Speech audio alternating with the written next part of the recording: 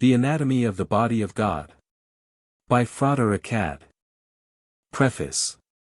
Although the title of this short essay may seem, to some who have not read its contents, to be both presumptuous and unwarrantable, it is hoped that these will reserve their judgment until they have given due attention and consideration to the study of such an important subject. We are living in strange times. Civilization seems rapidly to be breaking up, while yet some inner urge is at work towards a better and more balanced construction in many departments of life. One of the results of the Great War has been to turn the minds of many people from some of the narrower conceptions of life into wider channels. A spirit of inquiry has become apparent on the part of those who had previously been content to accept statements in regard to life's deeper issues on mere belief or hearsay. Many new movements have arisen under the guidance of people who have obtained at least a partial glimpse of man's wider heritage. And there has been a corresponding falling away from what may be termed the orthodox or established order of things in the churches and elsewhere. Many countries have been making experiments of various kinds, most of which, however, being the outcome of reform movements of the narrowest sort, are quickly proving themselves to be unsatisfactory and inadequate. At present, amid all these indications, there seems to have been no complete solution in sight, and, so it might appear, very little comprehension, even on the part of those who are honestly doing their best under the circumstances, of the underlying principles involved. Those who should really be in a position to help, are unable to do so effectively for the same reason. It may seem a far cry from the present world conditions of a social and political nature to the Holy Kabbalah, but help sometimes comes from quite unexpected sources. The Jews, and the Jewish problem, represent very important aspects of the difficulty and its solution. A great proportion of the wealth of the world is today in the hands of the Jews, yet as a nation they have no place. As the chosen people, they were an important nation, but the rejection of the teacher in who they expected to find their Messiah, is usually considered to have been the cause of their becoming wanderers upon the face of the earth. Yet the word Jew is derived from Iu, the ever-coming sun, the Horus of the earliest Egyptian traditions, whose influence is not confined to the Christian era but extends to all ages, and of whom all truly typical God-men, such as Jesus, have been and are the representatives upon earth. But the Jews have neglected the study of their own Chokmah Nestora, or secret wisdom tradition, as transmitted in the Holy Kabbalah, thus losing sight of their true will as a nation and their essential purpose in the great creative plan. It has remained for the Gentile to rediscover some of the deeper mysteries of this ancient wisdom, and these are found to be the same in essence as those of Catholicism, Freemasonry, Pythagorean philosophy, Hermeticism, and so forth. In fact, there has always been a universal tradition which when known has led the nations to the height of civilization, and when lost has heralded their decline and downfall. The present world crisis and breaking up of civilization is due to the necessity of a general clean-up preparatory to a wider and grander conception being presented to humanity than has been possible for many thousands of years. All thinking people realize that things are in a critical condition, and all should be prepared to grasp any reasonable opportunity of obtaining a solution which will be of permanent, rather than of temporary value. Things cannot be put right without effort, and the question arises, in what direction is effort most necessary? The solution lies with the individual. It is useless to talk of reforming others until we have reformed ourselves. It is equally useless to rely upon someone else to do for you what we are quite capable of doing and should do for ourselves. The soul of man, which is the plastic mediator between body and spirit, has become distorted. He must learn to rectify its structure before he can obtain a clear outlook and a proper point of view. Man's teachers have been largely responsible for distorting his mental vision, and they must cease from restricting his natural actions and impeding his natural growth, which would be normally proportioned if the Holy Spirit within were allowed to expand in the proper manner. Man's natural tendency is towards health of body and soul under the action of spirit. Most of the present systems have led him to believe otherwise from his earliest childhood, thus handicapping him from the start. The child is, in one sense, the best example of the perfect man or woman, and if the child were allowed to develop intelligence unhampered by false notions from outside, It would grow to be the true example of the God-man or man-God in the majority of cases. We have ruined our children before they have had a chance to come to maturity. Our well-meaning, though ignorant, parents and childhood teachers have instilled into our subconscious minds most of the complexes, which in after life we can only eradicate by bitter toil and bloody sweat. Yet I thank God for a good mother, whose simple faith, transmitted to me, has given me the quiet courage and perseverance to unravel some, at least, of those ignorantly transmitted knots and kinks. But, for all that, humanity has complexes which need to be unraveled and straightened out before much real work can be done. First, then, let me make an appeal on behalf of the children. Even if in this new aeon they do not so much need my support since they are showing an independence of spirit which is simply astonishing to their parents and guardians who were born and brought up under the old dispensation. I make my appeal to these same parents, not to foolishly try to break the will of the child, for it is God's will therein, and the only indication of the right course of action. Once this true will is distorted, and the lower personal will brought out of alignment with it, the city is, so to speak, divided against itself and cannot stand. It is the interior conflict between the personal and the true will in each of us, that is the cause of all suffering and all wrong action. There is but one remedy: discover the true will and then do it, and our course is one with destiny and the will of the universe in our regard. The age of mothering children is past. The women of today failing to do so in regard to their offspring, or having no offspring to mother, are doing all they can to mother the nation, particularly in America. Such reforms as prohibition are largely due to this mistaken zeal for the good of others. What the mothers need most is to learn to mind their own business and to correct their own distorted vision. Repression can never take the place of right use on any plane. The righteous are those who use rightly what they have, for their own good and that of humanity from which they can never really cut themselves off. Man cannot live, or die, to himself alone. The same is true of nations. All things come from one substance, and are actuated by one spirit. Rightly used, any aspect of that substance may be taken into the body and soul of man, and they're transmuted into just the proper condition and proportions for the building up of his own particular being. If, for instance, it were possible to eliminate the effects of wine from all the American people for 2 or 3 generations, they would go to the most terrible extremes and act as savages do whose systems have not been used to alcohol. As soon as the habit was revived, as it inevitably would be in the long run. As it is, insofar as their parents have been accustomed to the use of wine, they are comparatively immune while their normal appetites in this respect are not overstimulated by the attempt at repression. Many of the most normal people drink more under prohibition than they ever thought of doing before. The best men and women are those of such varied experience on all planes that they are immune from every poison and every disease because they have found the proper proportion and balance of all that is called good and evil makes up the perfect man who is like unto his Father in heaven, in whom all things have their being. Man must eat of the tree of the knowledge of good and evil before he comes to the tree of life in the midst of the garden. Only when he eats too much of one thing and not enough of another, does his body or soul become distorted. Every Christ and every genius has been the friend of publicans and sinners, as well as of the selected and exclusive.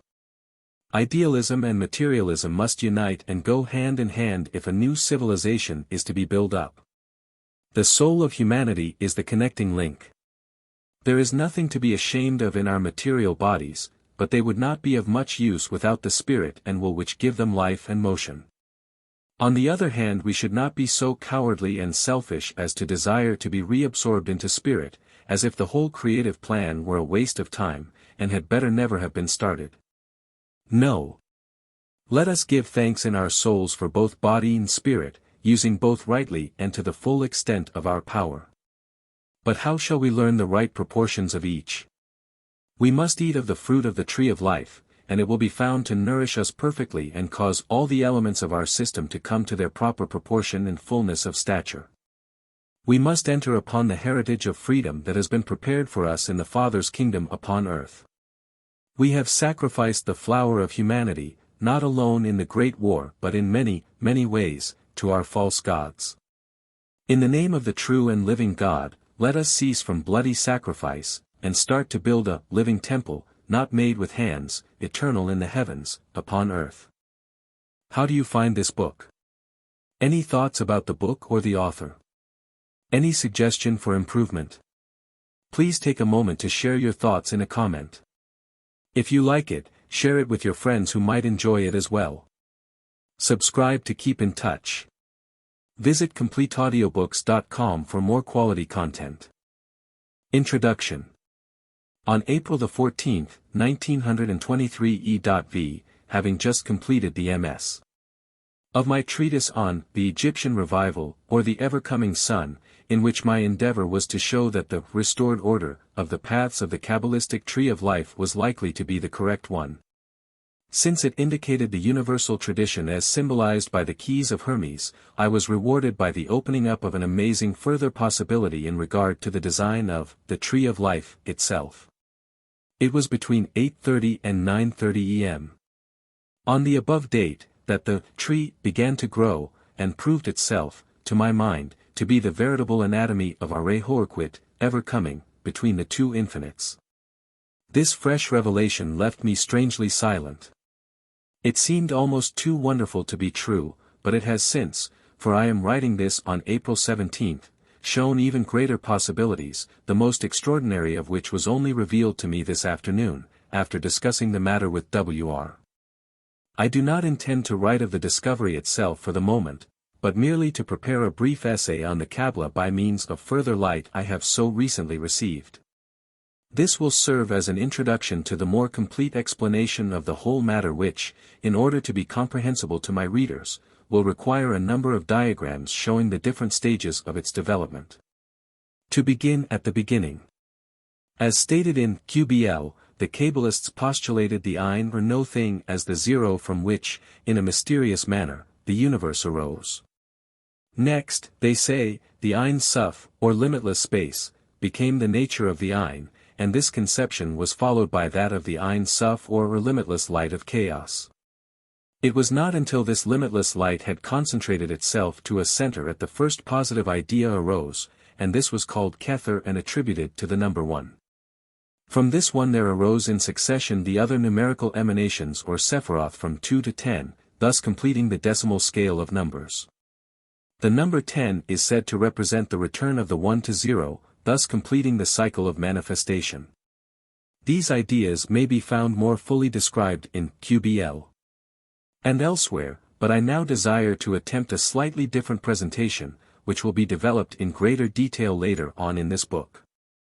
The finite mind of man is unable to grasp the infinite, except in a certain mystical and spiritual manner, but by the light of the Spirit let us do our best to comprehend this great mystery of the beginning. Let us accept the term Ein as representing that of which nothing is known, nor can be known, except through the positive manifestations which arise from it. When we attempt to imagine the Ein Sof, limitless space, our minds tend to rush on, only to fall back before the profundity of the great deep, yet we have to admit the possibility of infinite extension in space. In my opinion this is due to the fact that we are only able to extend the fine material substance of the mind to a certain limit, after reaching which there is nothing for us unless we succeed in developing fresh power to drive that limit further back and so to extend the actual substance of our being accordingly. If life is the substance of light, the life itself is to be considered as the most subtle substance in our make-up, while it would follow that the more this substance is extended, the greater will be our illumination. The further our range of vision, and the wider our sphere of consciousness. With these thoughts in mind let us attempt to obtain a more complete understanding of the primal process, which is still going on here and now. When the Ein Sof became concentrated upon a single center, it compressed the light into the substance of light, which is life. Or, in other words, the concentrated light became an inconceivably powerful force or energy in the center of Kether. This pure being, or living substance, owing to its reaction from the invisible center, tends to expand towards infinity. This gives us the idea of the substance of the universe ever expanding, ever occupying more and more of the limitless space of the Ein Sof, while the primal centralizing urge still continues to contract upon the infinitely small, or the Ein. Kether is then the junction of these two infinites, but particularly represents the concentration of the light to a point on its way to the infinitely small, while Makuth, the 10th Sapphira and sphere of the elements, which the Kabbalists say is one with Kether, is the substance which is ever expanding and, so to speak, gradually filling up the nothingness of the Ein Sof. So we may consider Kether as the light and Makuth as the substance, while the complete sphere is composed of living substance. This represents the macrocosmic universe, but it is ever becoming greater and greater in extent, and driving back, so to speak, the nothingness of chaos. Man, being made in the image and likeness of God and of the universe, has the same infinite possibilities of growth in consciousness, as the force of the spirit extends the substance of his mind to wider and wider fields of thought. Yet the whole existing universe is the result of the one thought of God, and it progresses according to the order of pure reason, as indicated in the Kabbalah. All the Sephiroth and paths have their place according to this order, within the sphere of the one substance, and represent the manifold possibilities of the action of the life force upon that substance and the different manifestations of that substance under the influence of the life force. In other words, without the manifested universe is the infinite body of Nut, at the center of all is the infinitely small and unextended essence of life, or Hadit. The contraction of Nut upon Hadit and the expansion of Hadit into Nut are constant forces. The finite universe, or Arehoaquit, the ever-coming sun, is bounded by an ever-widening circumference which is always exactly between the infinitely great and the infinitely small. Kether and Makuth, spirit and matter, together represent this universal sphere, while Tifereth, the central sphere of the tree of life, must always correspond to Arehoaquit within them, a sphere halfway between the center and the circumference. In nature we may consider the finite representatives of these two infinites to be the smallest known particle of matter as the center, the widest expanse of the star universe as the circumference, and the central sun as their child. In man we find all these possibilities, both infinite and finite. The true center of his being is Hadit, whose representative is the tiny spark of pure spiritual light. The substance of his mental body is only limited by the bounds of the universe, and these ever recede towards infinity. His physical body is, however, quite small, while his heart, which regulates the life of that body, is in a mystical sense capable of comprehending the light and extension of the sun of his being, which is the soul. Thus man is composed of body, soul, and spirit, and the soul is the mediator between the spiritual and material. The universe is composed of Makuth and Kether, with Tifereth as the mediator between them, while, in a still greater sense we may consider Nut and Hadit, the two infinites, with the whole living manifested universe of Arehoaquit, as their ever-coming Son, the crowned child and Lord of the Aeon. Chapter 1. In the name of the One, by the grace of God Triune, and by the favor and appointing of the ever-coming Son, I will now endeavor to expound that which has been revealed unto me. First, let me state my conviction that this universe is the perfect work of a perfect being, and that any apparent imperfections are due to the limitations of our finite consciousness, so that even these contribute to the larger perfection of the whole. Secondly, I believe there is a supreme and perfect order in all things, in spite of any apparent disorder which, again, is but the result of restrictions in man himself. Thirdly, that the essence of order consists in the perfect adjustment of parts in subservience to the ends of the whole, so that that which is most complex is most perfect. But that this very complexity is due to the combination of a few ultimate ideas which go to make up the one thought of the Supreme Being. I am inclined to believe that the perfection of the existing universe is progressive, insofar as the whole may be said to expand and become more and more complex and greater in extent while still in accord with the one order which prevails from its most minute atom to its inconceivably vast circumference. I incline to believe that the finite universe is not spherical, though tending ever to become so as its substance materializes. In other words, that the light precedes the life which is its substance, and the life precedes the material which is its substance. Thus the rays of light may spread out in the form of a star, while the ever-becoming life and material substance tend to expand as a sphere. The projecting rays, so to speak, drive back the primal chaos more easily than would a smooth sphere which expanded equally all over its surface. That such a conception implies at least a possibility, I shall presently endeavor to show. There is another important point which should be mentioned. The spiritual world of ideas is in perfect order, the material world of substance is in perfect order.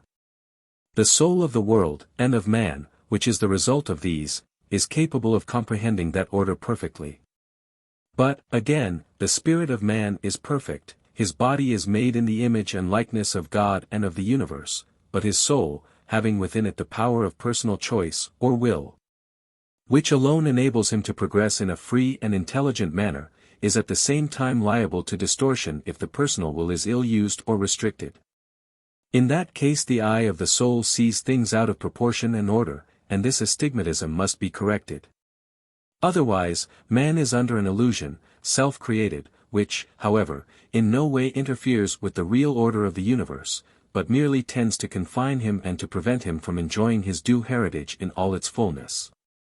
Thus the great work for man consists in the adjustment of the soul, or intellectual sphere, so that it bears a perfect resemblance and correspondence to the material and natural order of the universe and at the same time exhibits its relation with the supreme or archetypal order. This possibility of distortion in the soul has led him into the direst troubles, but unless that soul were thus plastic it could not expand and take on the complex design of the greater universe. Man's work consists in building up his soul by means of his personal will and creative imagination, under the guidance and direction of the will of the universe, into the same archetypal pattern which is to be found in the one thought of God. But how shall man discover this design upon the trestle board of the grand architect? He may at least make an intelligent attempt to do so, as we shall endeavor to show. Since perfect order consists in a right relation, adjustment, and proportion of all the parts in subservience to the idea of the whole, we must first consider some of the necessary requirements of that order. The tree of life of the Kabbalists has been called the Temenutum Mundum, or little universe.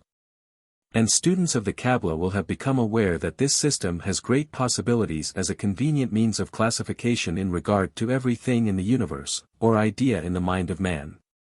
The universe, for each one of us, consists of what we are able to comprehend of it. Some are content to feel themselves at one with a very limited part. Others realize that if once they could obtain the true design, all would become possible of comprehension in a spiritual manner. But this design has been lost, or so it seemed. In Book 4, Part 3, still in MS. We may read, an excellent man of great intelligence, a learned Kabbalist, once amazed Frater Achad by stating that the tree of life was the framework of the universe. It was as if someone had seriously maintained that a cat was a creature constructed by placing the letters CAT in that order. It is no wonder that magic has excited the ridicule of the unintelligent, since even its educated students can be guilty of so gross a violation of the first principles of common sense. I may state that I have not the slightest idea who this excellent man was, and that I have a good deal of respect for the opinions of Frater Achad, but, at the risk of falling under the same stigma as this unknown warrior, I shall break a lance with Frater Achad on this point, before this treatise is completed. Meanwhile, let me refer students of the Holy Kabbalah to the various designs of the Tree of Life which may be in their possession, or readily available. Let us examine, for instance, those shown in Westcott's Introduction to the Study of the Kabbalah, Mather's translation of the Kabbalah Unveiled, Pike's Morals and Dogma, Inman's Ancient Faiths, The Equinox, Volume 1, Number 2, page 243. Waite's Doctrine and Literature of the Kabbalah, Ginsberg's treatise on the subject, the frontispiece to Book 777, the oldest extant design in the British Museum, etc. And we shall notice one very striking thing, they all vary greatly in their proportions. Some, it will be seen, are long and thin, others short and squatty. 777 alone gives a well-proportioned tree. It would seem that this important aspect of proportion has received little or no attention in the past. But let me once again refer you to the ancient Sefer Yetzirah, as I did in regard to the arrangement of the paths in QBL. In it we are told to fix the design in its purity, to replace the formative power upon his throne, or to restore the device or workmanship to its place. Was the author of that old treatise using mere idle words, or did he mean what he said? It is possible he did not know how to do this himself, since the Mizas of the Sefer Yetzirah contains no diagrams of the tree of life. But, in any event, we may at least attempt to follow his lead and try, if possible, to discover more light from a study of the true proportions of the tree. The formation of the tree of life is entirely geometrical, and as might be expected, we find the simplest elements of geometry as its basis: the point, the line, the circle, the triangle, and right-angled figures. The proper method of finding the correct centers of the 10 Sephiroth, and thus the points connected by the paths, is as follows: upon a vertical straight line of convenient length, describe with unchanged compasses 4 circles. The center of each being on the line, the point where the upper arc of the lowest circle cuts the line forming the center of the circle above, and so on. 1. Thus, the center of the top circle gives the central point of Kether, the intersections of the first and second circles form the centers of Chokmah and Bina. The intersections of the second and third circles form the centers of Chesed and Geburah, the center of the third circle is Tifereth, the intersections of the third and fourth circles indicate Netzach and Hod. The center of the fourth circle is Yesod, and the lower point of its intersection with the vertical line is Mawkath. This method produces a perfectly proportioned figure of the tree of life, and the connecting paths can all be made by joining the various points, thus. In Freemasonry, geometry is referred to as the first and noblest of the sciences, and as the head of all learning. One of the simplest figures is produced by the intersection of 2 circles, thus forming what is known as the vesica piscis. The curious and marvelous properties of the vesica piscis and of the rectangle formed on its length and breadth, have been subjects of profound speculation. And perhaps nowhere have they been better described than in the Magister Mathesios, by our learned brother Sidney T. Klein. I am sure he will have no objection if I quote a few passages from his work, too, which has been one of the means of opening up before me such marvelous vistas. After discussing the properties of the Masonic square, obtained from the right-angled triangle by means of mundane measures of 3, 4, and 5 units to each side, respectively, he points out that a wave of wonderful enthusiasm must have swept across the civilized world, and they first discovered that the geometrical way of creating a right angle as given in Euclid I-11, was by means of an equilateral triangle. By joining the vertex with the center of the base. This equilateral triangle, he writes, was the earliest symbol, in connection with the vesica piscis, we know of the divine Logos, and as the Bible declared that the universe was created by the Logos, the Word, so the form of the lodge which represents the universe was naturally created by means of the equilateral triangle. A great mystery this must have appeared to those who, like the Hellenic philosophers, postulated that everything on earth has its counterpart in heaven, and who, in their religious mysticism, were always looking for signs of the transcendental in their temporal surroundings. But in what awe and reverence must they have held geometry when they further found that the equilateral triangle was itself generated, as in the first problem of Euclid, upon which the whole science of geometry was therefore based, by the intersection of 2 circles. This figure was not only looked upon as a symbol of the 3 divine personae, but that part of the figure which is bounded by the arcs of the 2 circles and which takes to itself 1/3 of each of the 2 generating circles, making its periphera exactly equal with that remaining to each of the 2 circles. All 3 therefore being co-equal, and in which the triangle is formed, was naturally held from earliest times as the most sacred Christian emblem, namely that of regeneration or new birth. To how the extraordinary reverence and high value attached to this symbol, it is only necessary to remember that from the 4th century onwards all seals of colleges, abbeys and other religious communities have been made invariably of this form, and they continue to be made so to this day. It was also in allusion to this most ancient emblem that Tertullian and the other early fathers speak of Christians as pisciculi. It was called the vesica piscis, fish's bladder, and named such no doubt for the same reason as led the learned Rabbi Maimonides in the 12th century, when dealing with a similar religious subject, to command his hearers, when you have discovered the meaning thereof, do not divulge it, because the people cannot philosophize or understand that to the infinite there is no such thing as sex. The Vesica Piscis is intimately connected with the discovery by Augustus Caesar, as narrated by Baronius, of a prophecy in one of the Sibylline books foretelling a great event coming to pass in the birth of one who should prove to be the true King of Kings, and that Augustus therefore dedicated an altar in his palace to the unknown god. Brother Klein then goes on to show how the Vesica Piscis was the true foundation of Gothic architecture, and that its influence accounts for the sudden change from the old Norman style, which was based on the properties of the square rather than the triangle. He then discloses some of the great wonders of the Vesica Piscis and points out, the rectangle formed by the length and breadth of this mysterious figure in its simplest form has several extraordinary qualities.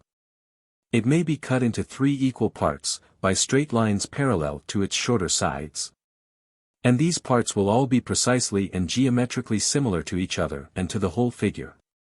Strangely applicable to the symbolism attached at that time to the Trinity in unity, and this subdivision may be proceeded with indefinitely without making any change in the form. However often the operation is performed, the parts remain identical with the original figure, having all its extraordinary properties, and no other rectangle can have this curious property. It may also be cut into 4 equal parts by straight lines parallel to the 2 sides, and again each of these parts will be exactly similar to each other and to the whole, and the process may be continued indefinitely. The equilateral triangle appearing everywhere.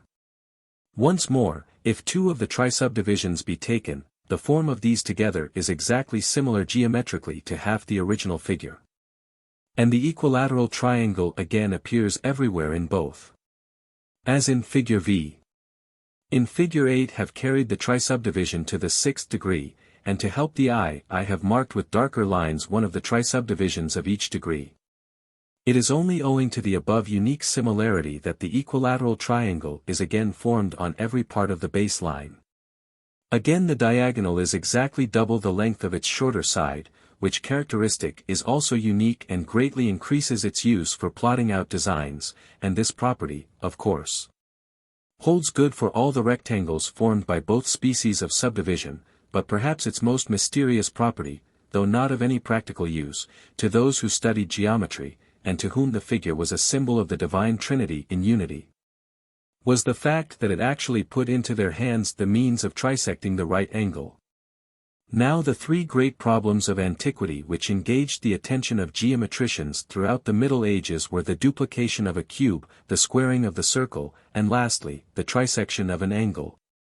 Even Euclid being unable to show how to do it, and yet it will be seen that the diagonal AB of figure 4 and the diagonal AE of the subsidiary figure, which is also the plumbline, actually trisect the angle DAC. It is true that it only shows how to trisect one kind of angle, but it was that particular angle which represented the craft and was created by the equilateral triangle. All these unique properties place this figure far above that of a square for practical work, because even when the diagonal of a square is given it is impossible to find the exact length of any of its sides, or vice versa. I have quoted Brother Sidney Klein thus fully in order to give him due credit for his detailed working on this most important matter, and also to supply the reader with a clear idea of the unique features of these symbols, as well as of their deep religious significance and the actual effect that their practical application produced on all the religious architecture of the Gothic period.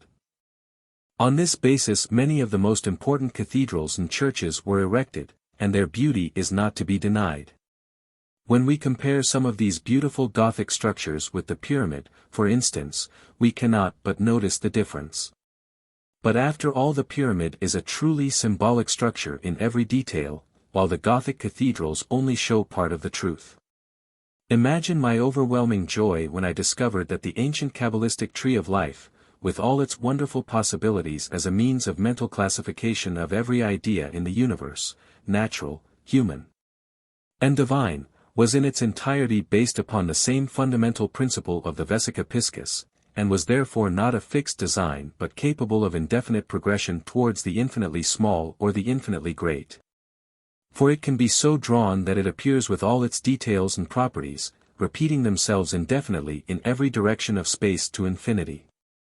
Imagine what it means to a Kabbalist who has arranged all the ideas in his mind, in duly balanced and equilibrated formation, to discover a way of perpetuating in thought all these ideas. And to be able to realize that the tree of life, upon which they are based, is a living tree, with its roots in the infinitely small and its branches and fruits extending to the furthest limits of the universe. This is the nature of the discovery, or revelation, which came to me on April 14, and it will form the subject of our further studies and researches. Chapter 2. Before discussing in detail the events which led up to this discovery, and the further application of it to the tree of life, it will be well if we spend a little time in considering the nature of the Trinity, and its fundamental relation to all systems of religious and philosophic thought. Hermes, the thrice greatest, like Solomon, is highly celebrated by antiquity for his wisdom and skill in the secret operations of nature, and for his reputed discovery of the quintessential perfectibility of the three kingdoms in their homogeneal unity. Whence he is called the thrice great Hermes, having the spiritual intelligence of all things in their universal law. 3. It is to be regretted that no one of the many books attributed to him, and which are named in detail by Clemens Alexandrinus, escaped the destroying hand of Diocletian. 4. But we have one truly authentic record in the famous Emerald Tablet, which contains the one sole dogma of Hermetic philosophy: that which is above is as that which is below, and that which is below is as that which is above, for performing the miracles of the one things. The Emerald Tablet, unique and authentic as it may be regarded, is all that remains to us from Egypt of her sacred art. A few riddles and fables, all more or less imperfect, that were preserved by the Greeks, and some inscrutable hieroglyphics, are still to be found quoted in certain alchemical records, but the originals are entirely lost. There is little doubt that ancient Egypt did at one time hold the true key of the mysteries. For what did Pythagoras, Thales, Democritus and Plato become immured there for several solitary years, but to be initiated in the wisdom and learning of those Egyptians? Yet Hermes himself is reported to have prophesied her fall, and the loss of her wisdom and learning, and this certainly was fulfilled. But, as I have endeavored to point out in my treatise, The Egyptian Revival, there seems every reason to suppose that in this new aeon, during this Aquarian age, man will once more come into his own, and be directly informed by the true spirit of wisdom and understanding in a way that has not been possible for many ages. At least there seems every hope of the revival of the universal tradition of the Golden Age, despite the present world crisis and the breaking up of the old civilization. But it is necessary that things should be destroyed in order that they may be renewed, as the justified Osiris said in regard to his body. So it is, perhaps, in regard to our preconceived ideas of the body of the universe, or of the tree of life, or some other pet theory, but so long as we receive something better in exchange for that with which we must part, what matter? There is certainly no denying the importance of the three-in-one, as far as Hermes is concerned, for his very title of thrice greatest implies in what veneration such conceptions must have been held in his day. In alchemy we find three principles: sulfur, mercury, and salt, and three great stages of the work: discovery of the formation of the stone of the wise, its multiplication, and its projection. These later stages have been very little understood. In the Kabbalah, from the three-lettered root QBL, meaning, to receive, we find mention of the sacred three-lettered name of God IHV, implying Father, Mother, and Son. We find three mother letters in the Hebrew alphabet, Aleph, Mem, and Shin, and these are in turn attributed to the three elements, air, water, and fire, which correspond to the alchemical principles, and in admixture form earth, or the stone. We also find in the Sefer Yetzirah, the oldest Kabbalistic treatise, that the One created the universe by means of the three Sephirim, number, writing, and speech.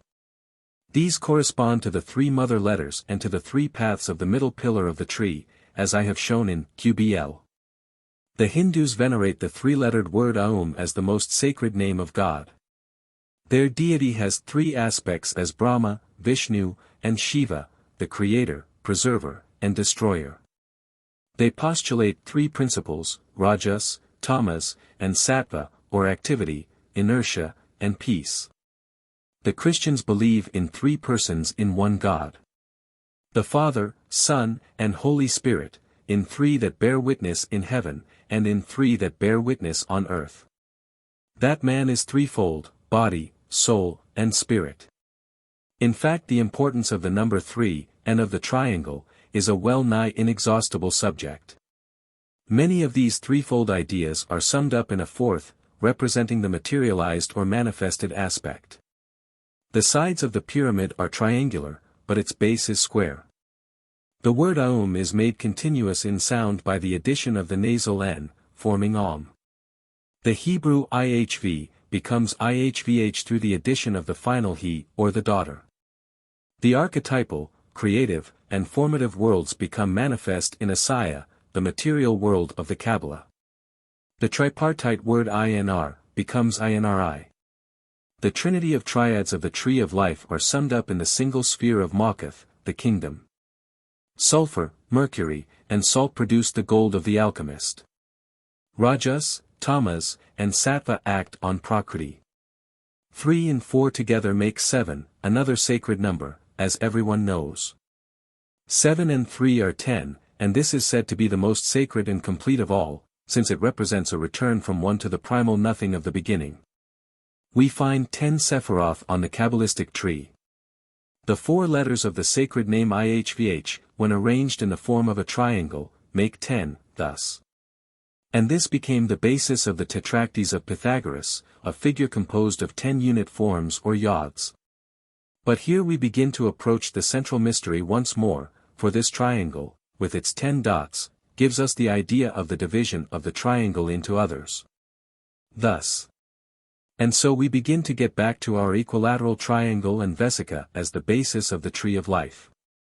But there is another interesting fact, viz., that an equilateral triangle, so divided, having a base of, say, 3 inches, will contain 9 triangles, the sides of which will each be 1 inch.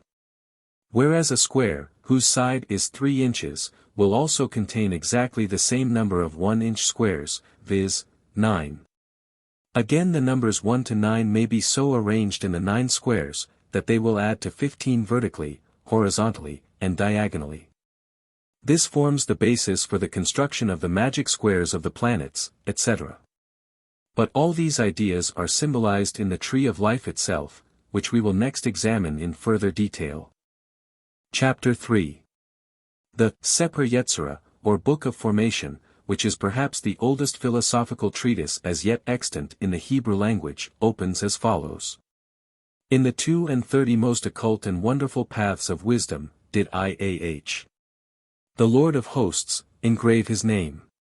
He created this universe by the 3 Sephirim, number writing, and speech. 10 are the numbers, as are the Sephiroth, and 22 the letters, these are the foundation of all things. Of these letters, 3 are mothers, 7 are double, and 12 are simple. The 10 numbers formed from nothing, are the Decad. These are seen in the fingers of the hands, 5 on one, 5 on the other, and over them is the covenant by voice spiritual, and the rite of circumcision, corporeal, as of Abraham. 10 are the numbers of the ineffable Sephiroth, 10 and not 9, 10 and not 11. Learn this wisdom, and be wise in the understanding of it, investigate these numbers, and draw knowledge from them. Fix the design in its purity, and pass from it to its creator seated on his throne. Drive Westcott's translation. It is well to notice that the ancient Kabbalists made a particular point of the fact that there are 10 Sephiroth, neither more nor less. If we examine the formation of the tree of life, in the following figure, 12, we shall understand why they were so careful to make this plain. One might at first be inclined to suppose that there should be another Sapphira in the center of the upper hexagon, and this is, as a matter of fact, the location assigned to the sphere of Dath, or knowledge. As the child of Chokmah and Bina. But it is not to be shown in the plan of the tree, for it represents a higher dimensional knowledge, which should be drawn from the whole tree, as it is written, draw knowledge from the. Should such a sphere be shown in the design, it would also necessitate extra paths leading thereto, but we are clearly told that the paths of wisdom are 32 in all, that is to say, the 10 numerical emanations and their connecting links formed by the 22 letters. Likewise we notice that there are no paths from 2 to 5 and from 3 to 4 or from 1 to 4 and 1 to 5. Had there been, we should see the symbol of the upright pentagram, which is the star of unconquered will in the microcosm, united with the sign of the hexagram of the macrocosm. But this unification represents the great work which must be accomplished by man. And it is part of the universal plan that he should discover their equivalence for himself in order that he may become a conscious cooperator in the divine scheme of creation. Therefore we find an abyss, and no direct link between Bina and Chesed. Again, one might be tempted to suppose that there should be 3 averse equilateral triangles, 2, 6, 3, 4, 9, 5, and 7-10-8. But should 4 to 9 and 5 to 9 be connected by paths, a figure of the evil and averse pentagram with its 2 points uppermost, would appear upon the tree. Thus, we must do nothing, then which will in any way interfere with the arrangement as it stands, for it is a veritable work of wisdom. Let us again examine the arrangement and juxtaposition of the paths as shown in Figure 12. It will be noticed that the hexagon bounded by 1-2-4-6-5-3, is perfect in form, all its sides are equal. That the triangles 2, 3, 6 and July 8, 10 are perfectly equilateral. That the triangles 1, 2, 3, 2, 4, 6, 3, 5, 6, 4, 5, 6, 7, 6, 8, 7, 9, 8, and August 9, 10 are all equal and have an angle of 120 degrees or exactly 1/3 of a circle. That the small triangles 46 to 7 and 5, 6, 8 are both equilateral. That the paths connecting 6-7-9-8 produce a diamond which is in the proportion of a perfect vesica. It should further be noticed that the 2 rectangles, 3-2-4-5 and 5-4-7-8 are each exactly based on the proportion of the vesica, so that they partake of all the properties shown in Figure V, as explained in detail by Brother Klein. If the breadth of the tree be taken as the length of one vesica, the height from the center of Makath to the center of Kether is exactly the width of 4 such vesicae. The path from Kether to Tiphareth is exactly equal to the combined lengths of the 2 paths of the middle pillar between Tiphareth and Makath. Further study on the part of the student will disclose many other proportions. The learned but anonymous author of The Canon, published by Elkin Matthews in 1897, makes several important statements in regard to the Vesica Piscis and its relation to the mysteries of the Kabbalah, architecture, etc. He writes, "It is known, both to Freemasons and architects, that the mystical figure called the Vesica Piscis, so popular in the Middle Ages, and generally placed as the first proposition of Euclid, was a symbol applied by the Masons in planning their temples. Albert Dürer, Serlio, and other architectural writers depict the Vesica in their works, but presumably because of an unspeakable mystery attached to it, these authors make no reference to it." Thomas Kerrich, a Freemason and principal librarian of the University of Cambridge, read a paper upon this mystical figure before the Society of Antiquaries on January 20, 1820. He illustrated his remarks with many diagrams illustrating its use by the ancient Masons, and piously concludes by saying, would by no means indulge in conjectures as to the reference these figures might possibly have to the most sacred mysteries of religion. Dr. Oliver, Disc Rep, page 109, speaking of the Vesica says, "This mysterious figure Vesica Piscis possessed an unbounded influence on the details of sacred architecture, and it constituted the great and enduring secret of our ancient brethren. The plans of religious buildings were determined by its use, and the proportions of length and height were dependent on it alone." Mr. Clarkson, Introductory Essay to Billings, Temple Church, considered that the elementary letters of the primitive language were derived from the same mystical symbol. He says that it was known to Plato and his masters in the Egyptian colleges and was to the old builders an archetype of ideal beauty. The Vesica was also regarded as a baneful object under the name of evil eye, and the charm most generally employed to avert the dread effects of its fascination was the phallus. J. Millinger's Archaeologia, 19. In heraldry, the Vesica was used as the feminine shield. It was interchangeable with the fusel, or mascule, and was also figured as a lozenge or rhombus. In the East the vesica was used as a symbol of the womb, and was joined to the cross by the Egyptians forming the handle of the crux ansata. Geometrically, the vesica is constructed from two intersecting circles, so that it may be taken as having a double significance. Edward Clarkson says it means astronomically at the present day a starry conjunction.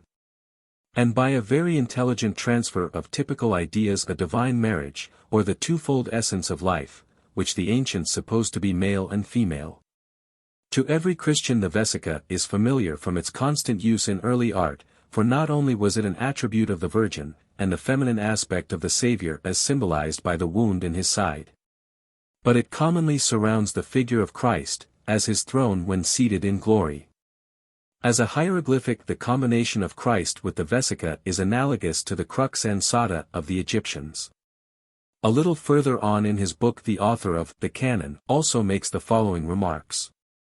Geometrically, the diagram containing the 10 steps of the Kabbalah is shown by Kircher and other authorities in the form ascribed by Freemasons to what they call the double cube, that is to say, an irregular hexagon, which will exactly enclose a vesica.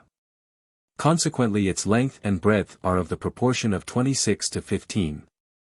It is said that the 10 Kabbalistic steps, in their entirety, symbolize the aspect of the deity expressed by the 4 mystic letters IHVH, whose numerical value is 26. This number was said by the Jews to comprise the most sacred mysteries of the law. No explanation, however, has ever been given showing how the number 26 afforded a key to all the science of the Israelites. It is now suggested that the vesica, whose proportion is in the ration of 26 to 15, was the symbol of the hidden rule or canon, by which the synthesis of nature was reduced to a comprehensible figure, capable of demonstrating to initiates the truth and knowledge which constituted the sacred wisdom of antiquity. The last sentence is of much interest in the light of our present researches. I had not noticed this reference when first writing this book, but it is not alone a confirmation of our general ideas, but leads to others of importance. Brother Klein gives the true proportion of the vesica piscis as that of 8 to 13.85, but probably the nearest in whole numbers is that above given by the author of the canon, viz., 15 to 26. I think the exact proportion is 15.01 to 26. 5. Now these numbers 26 and 15 are of great Kabbalistic value. 26, as stated by the author of the canon, is the numeration of IHVH, and this, as shown in QBL and elsewhere, is the formula upon which the whole system is based. 15 is the numeration of IH or Jah, the venerable name of God, attributed in the Sefer Yetzirah to the Creator who devised the 32 paths of wisdom which we are discussing. The author of the canon makes a valuable suggestion when he remarks that the length and breadth of the tree of life are as 26 to 15, although his statement is not actually correct. Kabbalistically, however, we may notice a very interesting thing.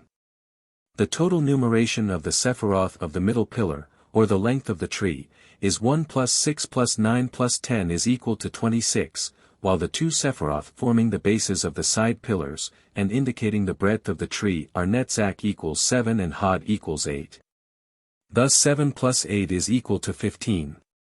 Now although the vesica piscis is the hidden rule or canon upon which the figure is built, the true proportion of the tree is much more wonderful than if its length and breadth were in the proportion of a simple vesica. As explained before, the true proportion is that of the width of 4 vesicae in height to the length of 1 vesica in width. This suggests the 4 worlds of the Kabbalah. But since the rectangle bounding a vesica may be divided into 3 equal parts by lines parallel to the shorter sides, and the divisions thus formed are found each to have the same proportions as the original figure, we shall also find that 3 out of the 4 parts of the height of the tree of life will represent the exact length of a vesica, the breadth of which is equal to the breadth of the tree from center to center of the Sephiroth forming the side pillars.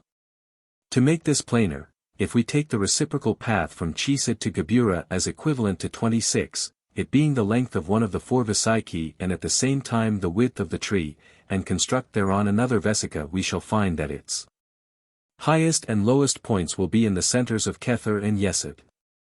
Thus the first 9 Sephiroth are in exact proportion of the Vesica, and Machath remains as a pendant. The height of this Vesica will now be 45 and its width 26. We have examined the number 26 as to its mystical value, but 45 is found to be the mystic number of Yesod, which represents the generative organs. In addition to this we find that the sum of the numbers of the Sephiroth 1-9 is 45, and this is the numeration of Adm, the Hebrew Adam.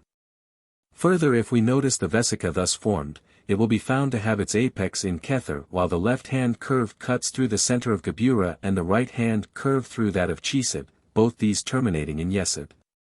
Therefore these lines unite 1 plus 4 plus 5 plus 9 is equal to 19. Now 19 is the numeration of Chvh, or Shava, which is the Hebrew word for Eve. Thus we find Adam and Eve united, with Ihvh in the midst of their union. The fact that we find these first 9 Sephiroth forming a perfect Vesica and producing such symbolism is indeed significant, and this coupled with the fact that we find the circle of Machath below this Vesica. And that Machath has been referred to the world of shells or excrement, gross matter, and has been called the unredeemed daughter, is indeed a startling piece of natural symbolism. But so far we have a Vesica and a sphere pendant, and our tree of life is not fully represented in terms of Psyche. The real mystery lies in the fact that just as in the first proposition of Euclid, the Vesica is formed by the intersection of 2 circles, so the true proportion of this figure is found to be that of the intersection of 2 Psyche. In which case the upright line of the middle pillar represents the Father, the horizontal line which runs through Tiphareth represents the Son, the upper Vesica the Mother, and the lower one the Daughter. Thus we have the complete representation of Ihvh in graphic form, and the exact proportions of the tree of life are shown. The foregoing properties, alone, make this figure of the tree of life quite unique, but when we add its regular Kabbalistic correspondences as a symbolic universal basis of all ideas, and a proper means of their classification in perfect order, we are almost overwhelmed at the sublimity of the conception. But we have hardly begun to consider its possibilities in other directions. We have not as yet discussed the proper proportion of the Sephirotic circles to the length of the paths, but this matter will be taken up in detail later on. Meanwhile let us notice that the connecting paths are lines, and the Sephiroth circles, or spheres. The line and the circle make up the number 10, and also represent the letter Io equivalent to the root of the god name of Jove, who is identical with the Hebrew Jehovah. 6. Let us consider some of the statements of the Sefer Yetzirah in greater detail. Firstly we find the words, in 2 and 30 most occult and wonderful paths of wisdom, did Iah, the Lord of hosts, engrave his name. Let us consider the words 2 and 30. 2 is the numeration of the letter Beth, which is attributed to Mercury or wisdom, and to the magician or occultists who controls the elemental forces. 30 is Lamed, or ox-goad, or sharp-pointed, engraver. It is also the letter of Libra or of justice and balance, so here in one letter we get the idea of the scales with the tongue of the balance, or ox-goad, between them. The letters BL in Hebrew form the word meaning Lord, while LB means mind or heart. The mind is the receptacle of wisdom and the heart of life and will. The number 32 is the numeration of Ahih, the divine name of Kether, and Ihvh, the ineffable name ruling the other 9 Sephiroth, coalesced, in the great name Ahiv, which embraces the whole 10 in one.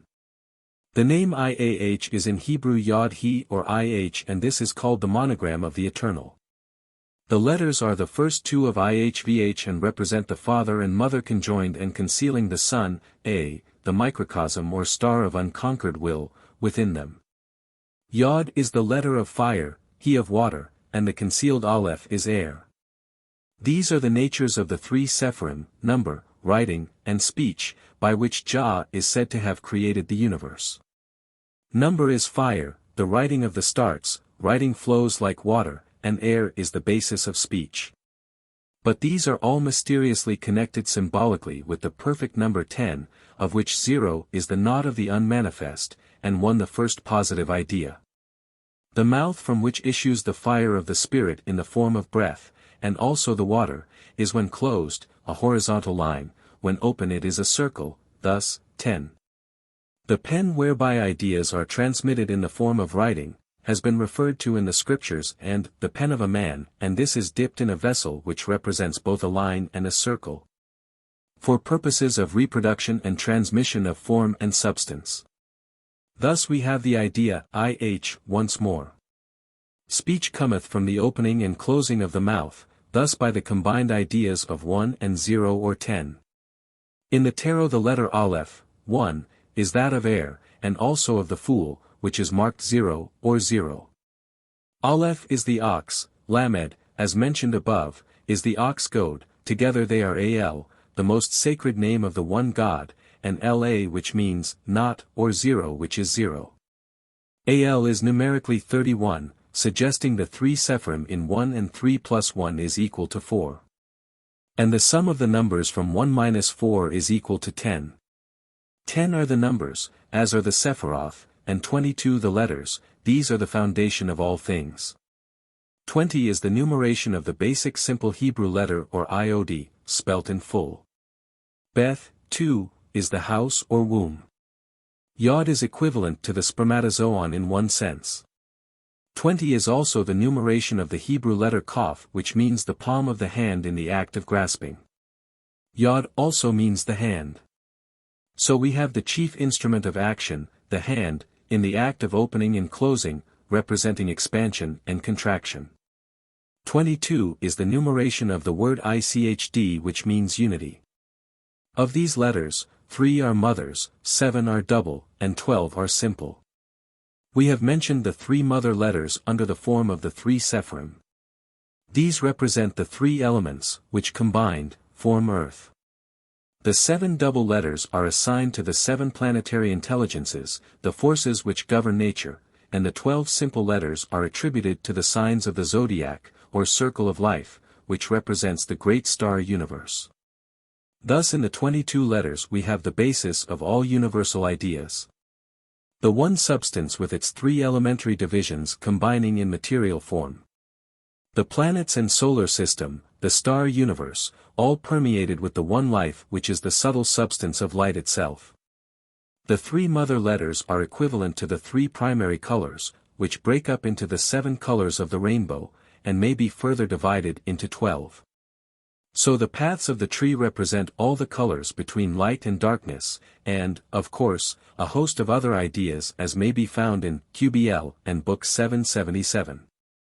The Book of Hermes, or Thoth, called the Tarot, contains 22 symbolic designs, which have been attributed to these paths, and thus we may read in them the ancient tradition by means of this universal alphabet of symbols. As shown in my treatise, The Egyptian Revival. The 10 numbers formed from nothing, are the Decad, these are seen in the fingers of the hands, 5 on one, 5 on the other, and over them is the covenant by voice spiritual, and the rite of circumcision, corporeal, as of Abraham. The 10 Sephiroth were said to have come from the Ein or nothing, we have made some explanation of this in the introduction. Reference is again made to the hands, which connect the idea of the paths with that of the Sephiroth, as shown above. The hands represent the pairs of opposites, or balanced ideas, but these must always be united to find the point of equilibrium. They also represent 2 pentagrams, or the divine and human wills. When united in the strong grip of the lion, these 2 fivefold stars meet in fellowship and harmony, as 10. The peculiar statements about the covenant by voice spiritual, and the rite of circumcision, corporeal, are worthy of study. The ideas are those of the great opposites, spirit and matter, which are ever united in the Son of the soul. But again the voice requires the opening of the mouth, thus changing the horizontal line into a circle. The rite of circumcision has the effect of cutting away the circle of the foreskin, and disclosing the vertical line upon the head of the male organ. The organ itself represents a line, either vertical or horizontal, and this rite was for the purpose of making this organ safe from possible impurity, when connected with the circle. This act again is symbolic of the descent, or ascent, of spirit into matter, or the harmonious union of fire and water, producing air, which is in turn the representative of the soul, or mediator. With all this truly wonderful symbolism attached to the number 10, it is hardly surprising, if for no other reason, that the next verse of the Sefer Yetzirah makes it so clear that the Sephiroth are 10, and not 9 or 11. But this verse also tells us that after investigating these numbers, we must fix the design in its purity, so it is time we return to our discussion of that subject. Chapter 4. We should remember that just as the soul is the link between body and spirit, so is the sun between earth and heaven, and the great central sun between the two infinites. This link between the opposites is an all-important one, but it may be equally a devil or redeemer, according to the influence it has upon us.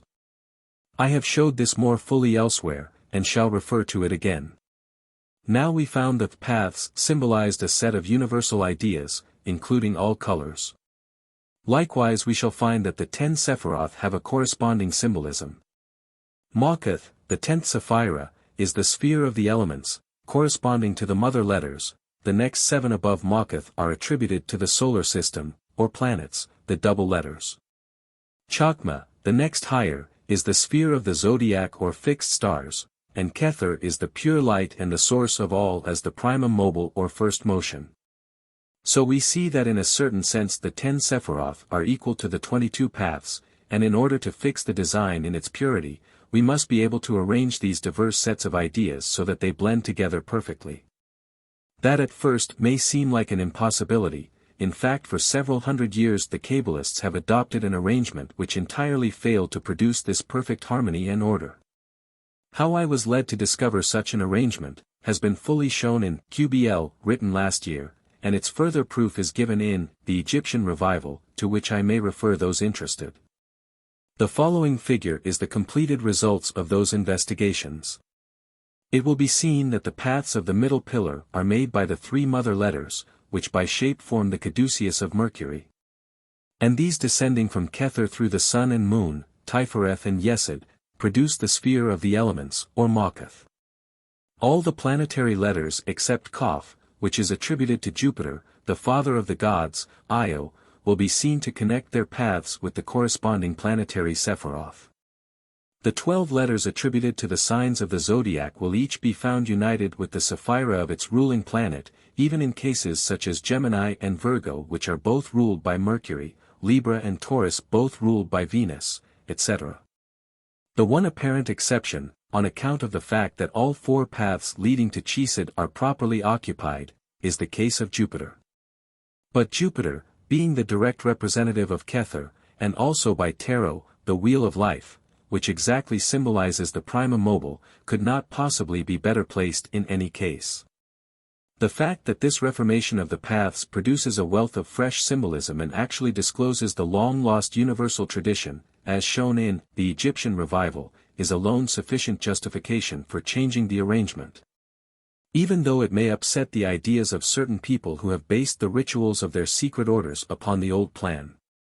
But the Book of the Law, Liber Legis, clearly states, "Abrogate are all rituals, all words and signs, Arehoorquit hath taken his seat in the east at the equinox of the gods." 1904 E.V. But this becomes even more essential when we recognize the necessity of harmonizing the paths with the Sephiroth as explained above, and success is thy proof. Since this change has led to such marvelous fresh developments as will be seen before this book is concluded. We may remark, to Kabbalists, that this represents the true reconciliation of the snake and the sword, thus removing both the tempter and the avenger from the gate of Eden. To which we should now be able to return in safety, to our great joy and comfort. To return once more to the discovery of April 14th, and the events which led up to it. I had been considering the sun and all that it means to humanity. How it is indeed the golden key to the soul of the world, for this one symbol contains in itself all trinities of symbolism. To the soul of mankind it has meant in the past all that is good, all that is evil, and all that is divine and above these, according to the view taken by man himself. The sun is the true son but the false father. He is the father of this planet, but the son of the star universe by its invisible father. Those who worship the sun, or son, but fail to pass on to the concealed father, fall into sin, which is restriction. Those who obtain solar Diana, and go no further, become fanatics, however wonderful their illumination may seem. Thus the Son is at once an angel of light, the devil, and the Redeemer. For the Son spake truly when he said, No man cometh unto the Father but by me, but the worship and deification of the Son in place of the Father has proved fatal enough to those who misunderstood. With these, and many similar thoughts in mind, I was contemplating the tree of life, when I thought of the idea of temporarily removing the supports and reciprocal paths, and leaving the Sun connected with the Sephiroth by means of direct rays. Thus, I then noticed a very interesting fact. That if, as it were, on the pivot of the Sun, the other Sephiroth were revolved and united, the result would be as follows: Kether would swing round and exactly cover Makuth. Chokmah and Binah, wisdom and understanding, would unite and swing down so that their circumference exactly half covered Makuth and Kether, forming a vesica as in the first problem of Euclid. Chesed, Geburah, Netzach and Hod would all swing down and cover Yesod, so that the whole figure would fold up thus. This suggested to my mind the idea of one cell. First in the process of division, and then divided except for a ray of influence between the two. In other words, the supreme light one with matter, dividing through wisdom and understanding, and becoming the moon, Yesod, and the sun, Tifereth. Or, the sun and moon uniting and producing other symbolic ideas, who can say? Then, seeing the vesica thus formed, I was led to consider its relation to the tree, in general, and seeing all folded up between Tifereth and Makuth, I especially noticed the paths from Netzach to Yesod, and from Hod to Yesod. And saw that if these were produced to that they crossed each other as far as the lower part of the circumference of Yesod, they would become the generating paths of another small tree, which would exactly extend from the center of Yesod, as its Kether, to the lowest point of the circumference of Makuth, as its Makuth. Thus bringing the Yesod of the little tree exactly in the center of Makuth in the larger one, and Tifereth of the small one exactly on the upper line of the circumference of the larger Makuth. It must be remarked that Yesod is said to be the representative of the generative organs, when the tree is considered in regard to its correspondence to man, and that Netzach and Hod represent the twin spheres connected therewith. Thus the discovery that these produced a new tree was startling enough, till I began to realize that this process would go on indefinitely, the trees giving birth to smaller and smaller ones toward the infinitely small or, conversely, expanding into greater and greater ones without limit towards the infinitely great. Thus the tree was the veritable representative of Arehoaquit, Lord of the Aeon, the ever-coming Son of the two infinites. Therewith I gave praise unto Arehoaquit, and became silent as Harpocrates, the twin of Horus which is hidden within him. And I did well to be silent, for there was much more to be discovered, though I could not conceive it at the time.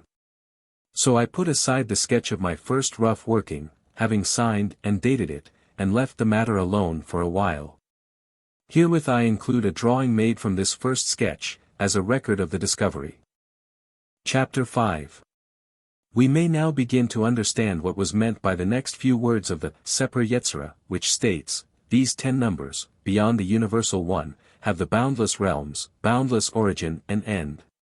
But we may turn aside for a moment, at this point, and consider the old system of the Kabbalah, as perpetuated and expounded by the best commentators of the past. Mention is made of the 4 worlds of the Kabbalah.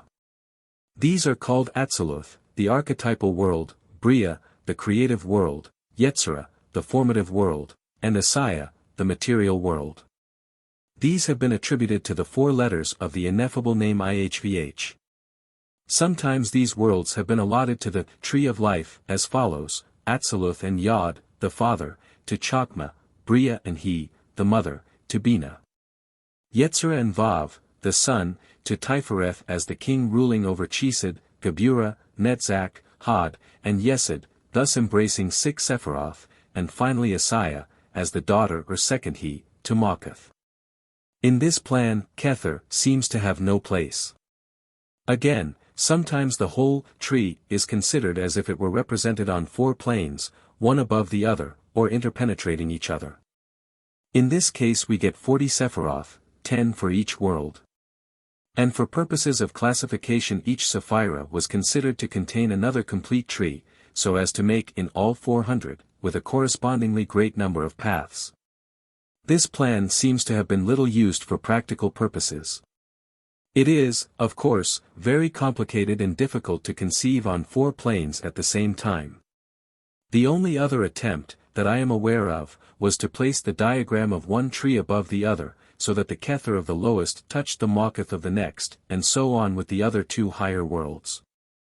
Such an arrangement is shown in Mather's Kabbalah Unveiled, where the influences from the archetypal world are shown descending, by means of arrows running along the paths of the flaming sword, but, be it noted, there is no connecting path from Bina to Chesed on the tree, and then through the creative and formative worlds to Asaya, where the current ended in Mawkuth of the lowest tree. But no one seems to have shown a living tree with its roots in the infinitely small and its branches spreading out to the infinitely great. Yet it is called the tree of life. It would seem, in the past, it has been little better than the tree of knowledge of good and evil. One can only account for attainment by the old system, as by the grace of God. The paths wrongly arranged, but the Sephiroth, corresponding to grades fortunately in perfect order, were confusing rather than illuminating, the method of progress leading to the horrors of the abyss between Chesed and Bina.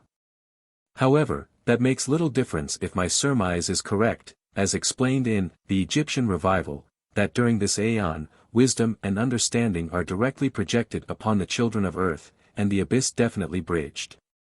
But to return to the further development of this wonderful plan. On Monday, April 16, I had occasion to visit a friend and brother, who is a cunning craftsman and designer. He is a man of much intelligence, but not a deep student of the Kabbalah, his interest in this matter having dated from a cursory reading of The Essence of the Practical Kabbalah, followed by some study of QBL a few weeks ago. I was impressed to ask his opinion of the new plan, and found that he grasped its possibilities at once. We discussed it for some time and made a temporary sketch similar to the one I first drew, Fig. XXI. He offered to make me a careful drawing showing several progressions. The following day I called upon him again, when we made some further experiments together, and discussed the proper proportion of the diameters of the Sephiroth in their relation to the paths. It was noticed that the paths from Chesed to Tifereth, and from Geburah to Tifereth, would generate a similar tree between Tifereth and Yesod in addition to the one between Yesod and Mawkuth. Then he was illuminated by the idea that an intermediate tree extending from the center of Tifereth to the center of Mawkuth should be formed, and another one half the size, between the center of Yesod and the center of Mawkuth. This idea produced startling results. The second tree was exactly half the height of the first, and the third, half that of the second, perfect octaves. The size of the Sephiroth should progress accordingly, and be based upon the original generating circles of the whole tree. It was then found that the kether of the second was in the center of the Tifereth of the first, and its Tifereth in the Yesod of the first, while its Mawkuth was in the first Mawkuth. The third tree had its kether in the Yesod of the first, and the Tifereth of the second, while its Mawkuth was again in the center of the Mawkuth of both. In other words, the center of Mawkuth represented the infinitely small, and the triple trees went on increasing in size by octaves to infinity, while Mawkuth continued to expand about its own center. The accompanying plate will show this marvelous plan in great clearness of detail. Plate A. At this point we must clearly realize that since the plan of the 32 paths of wisdom is ever increasing in orderly progression towards the infinitely great, or Newt, and at the same time contracting in the same proportions towards the infinitely small, or Hadit, the concealed father of all, it is no longer proper for us to talk of the influence as ascending or descending. But, since the extremely minute is more quickly lost to view, and on account of the inconvenience and difficulty of making a drawing of a very small size, we must start from a central point in Mawkuth, and discuss the subject as if the tree were increasing in size from that point. Thus, for convenience, we shall now call the smallest visible tree in our design, the first, the next larger, the second, and so on for the necessary number of progressions. The central dot in Mawkuth of the first tree represents Hadit. This should be considered as an unextended point of light or pure essence of being, the true complement of the infinitely great and unknown body of Newt, which is beyond our utmost conception of the expansion of the greatest tree we can imagine. The small circle around this point is Mawkuth of the first tree, and the tree itself may, for convenience, be considered as growing up out of Mawkuth, just like any other tree in proper soil. The true Kether is concealed within this as the essence of life and form is within the seed. When we reach the manifested Kether of the first tree, it will be very much like the most perfect fruit containing within it the seed of further progression. We have been accustomed to consider the tree of life as descending from Kether, but now that we realize that the tree grows to infinity, we cannot conceive of a starting point at the top, so as to work downwards. We must start from the center and work outwards and upwards. It will not be possible for me to give all the details of this marvelous plan, but I may point out a few interesting features, leaving the student to add the results of his own researches, as time goes on. I am of course adopting the reformulated plan of the paths, but some may prefer to arrange them otherwise. It makes no difference to the general geometrical design. The correspondences of attributions of the first tree will therefore remain exactly the same as previously given. Each aspirant will have to fulfill the necessary requirements of mastering the ideas connected therewith, as before. He will have to attain, as formerly, before the fuller consciousness comes to him, but there are additional clues to his progress which are most valuable. For instance, if he commences his journey by the path of Aleph, the pure fool, leading from Mawkuth to Yesod, when he has traveled halfway up this path, he will obtain an additional influx of power from the corresponding path on the second tree. He will have reached the circumference of the second Mawkuth. On arrival in Yesod, he will have contacted the circumference of Mawkuth of the third tree. Let us consider his progress up the central pillar first. Supposing it to be possible for him thus to travel in perfect equilibrium from the start. On the path of Mem or the hanged man, which is attributed to water, he will receive the additional power of the air from the path of Aleph in the second tree, till he reaches the first Tifereth. That is to say, for instance, he will find a greater use for pranayama, and so on. But before he enters Tifereth he will already be receiving the benefit of the influence of the Yesod of the second tree, which he will have contacted after crossing the reciprocal path of the Hierophant or Taurus. All the way from the first Yesod to the abyss, he will be receiving the still higher power of Aleph of the third tree. As he beings his ascent from the first Tifereth, he will do so by the path of Shin, or the Great Judgment. This is the way of the triple spirit and of fire, but thereon he will also feel the influence of the hanged man from the second tree, as well as from the fool of the third. On crossing the path of death, he will leave behind him the influence of Yesod of the second tree, but halfway across the abyss he will contact the influence of the Hierophant of the second.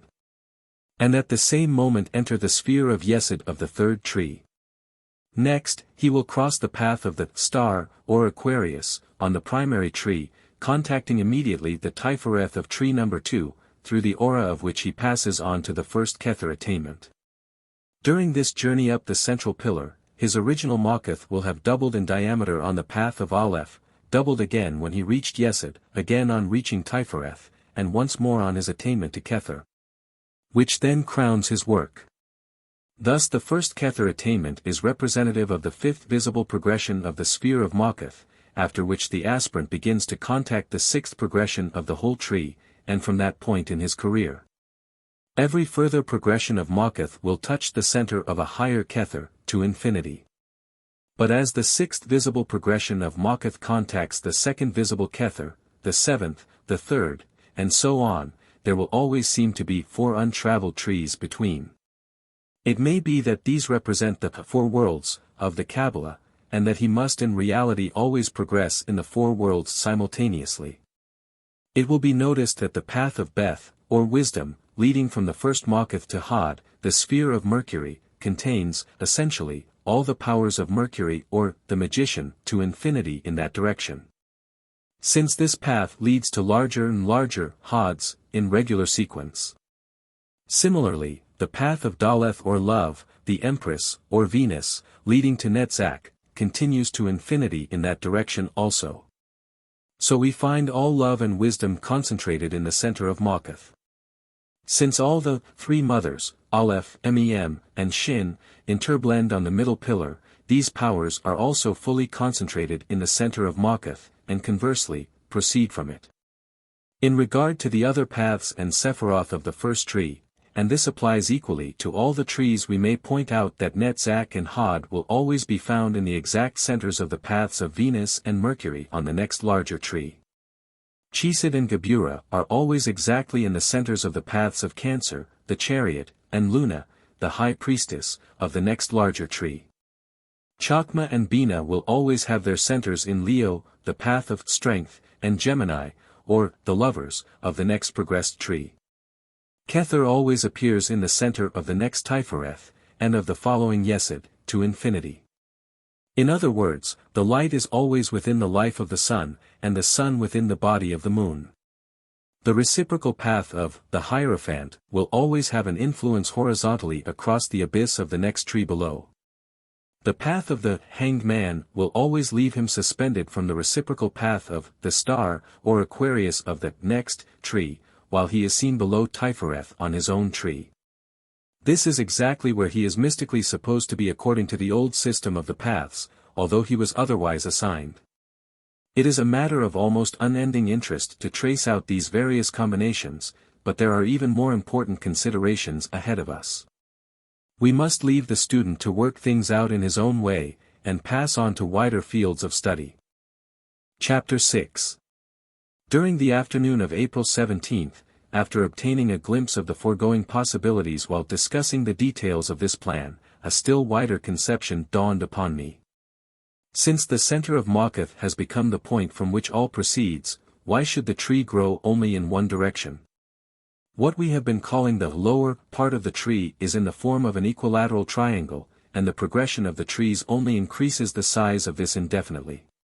Surely there must be 6 such trees, forming a star, and so filling every direction of two-dimensional space. This seemed to throw light on some little understood passages of the Sefer Yetzirah, which I shall now further quote. It will be remembered that the last words we studied in that connection were, these 10 numbers, beyond the universal one, have the boundless realms, boundless origin and end, but the verse goes on, an abyss of good and one of evil.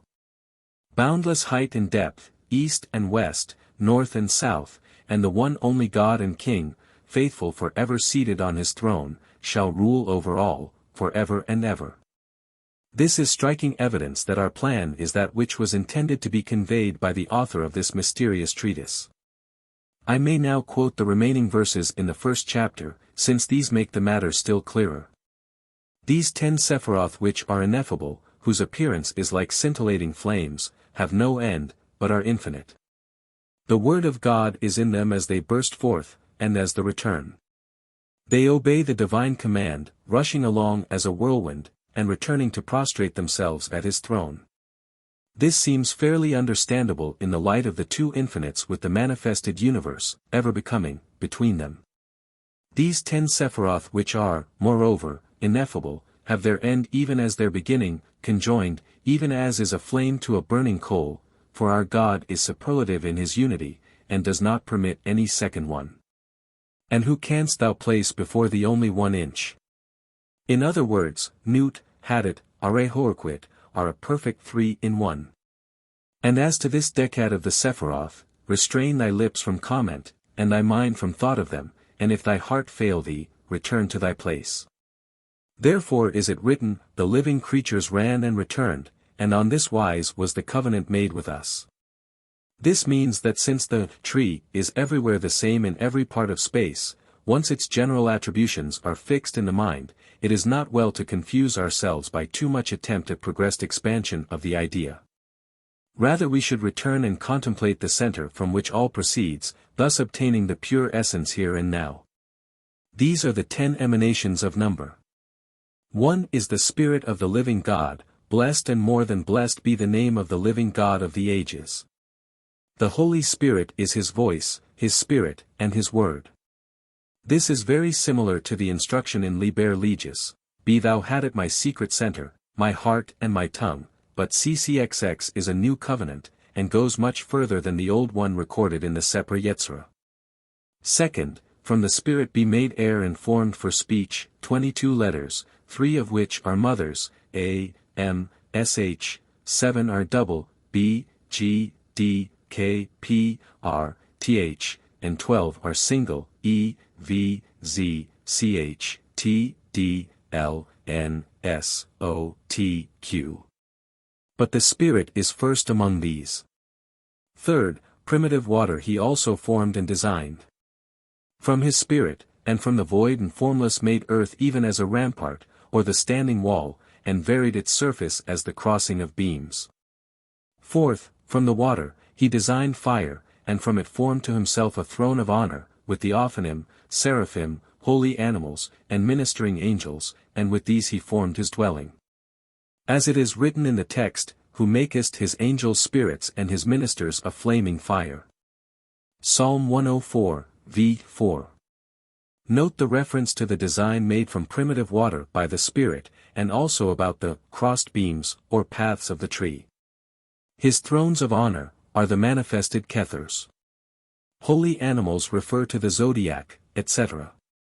He selected 3 letters from the simple ones, and sealed them as forming his great name DHV, and he sealed the universe in 6 directions. 5.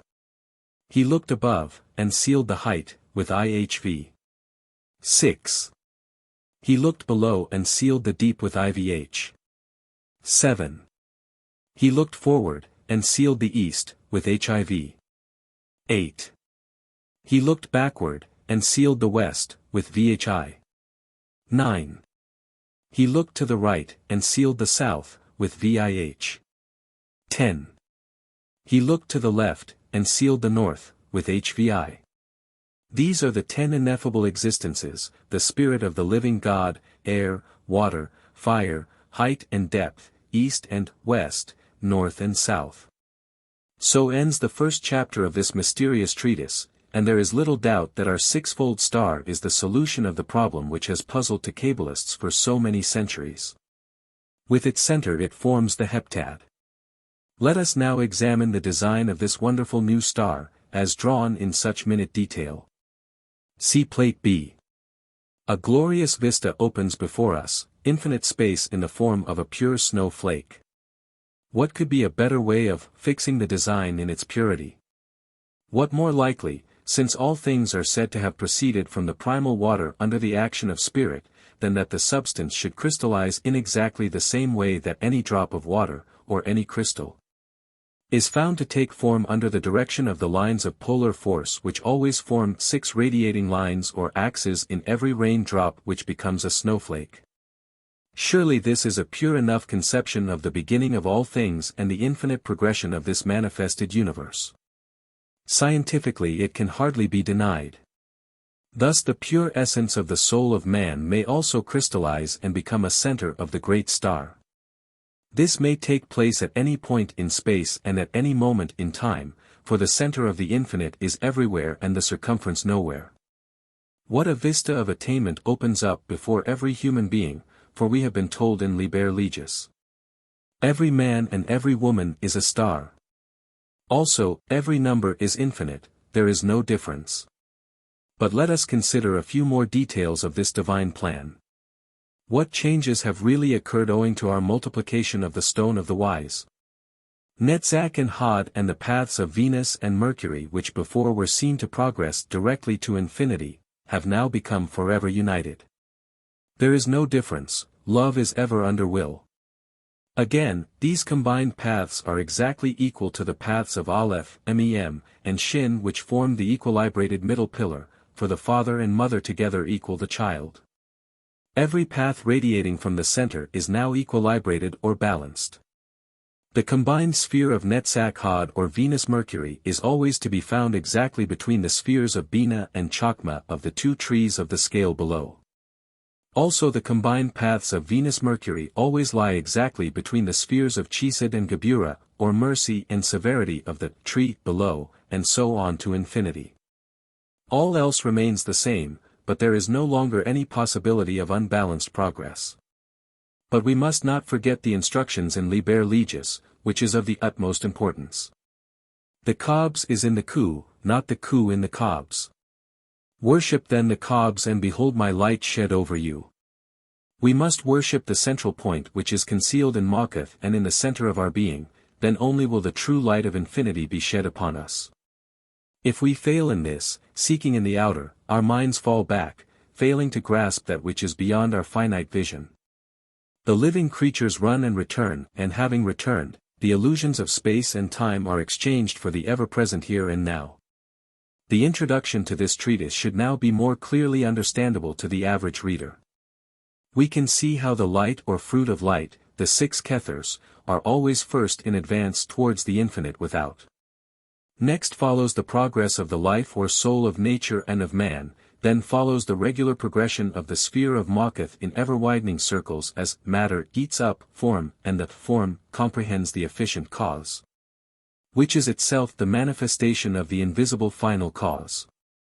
But Ma'akath is also newt, for if matter, or substance, is continuous, so it is equally true to say that she contracts upon Hadit the invisible center, or that he expands towards her infinite girth. Are Hoarquid, with his twin Hoarpakrat hidden within him, may be called Haru as the crown child, the whole manifest universe in time and space, which is the star 418. This, too, is the great hexagram of the macrocosm, but what of the pentagram, the microcosm, man?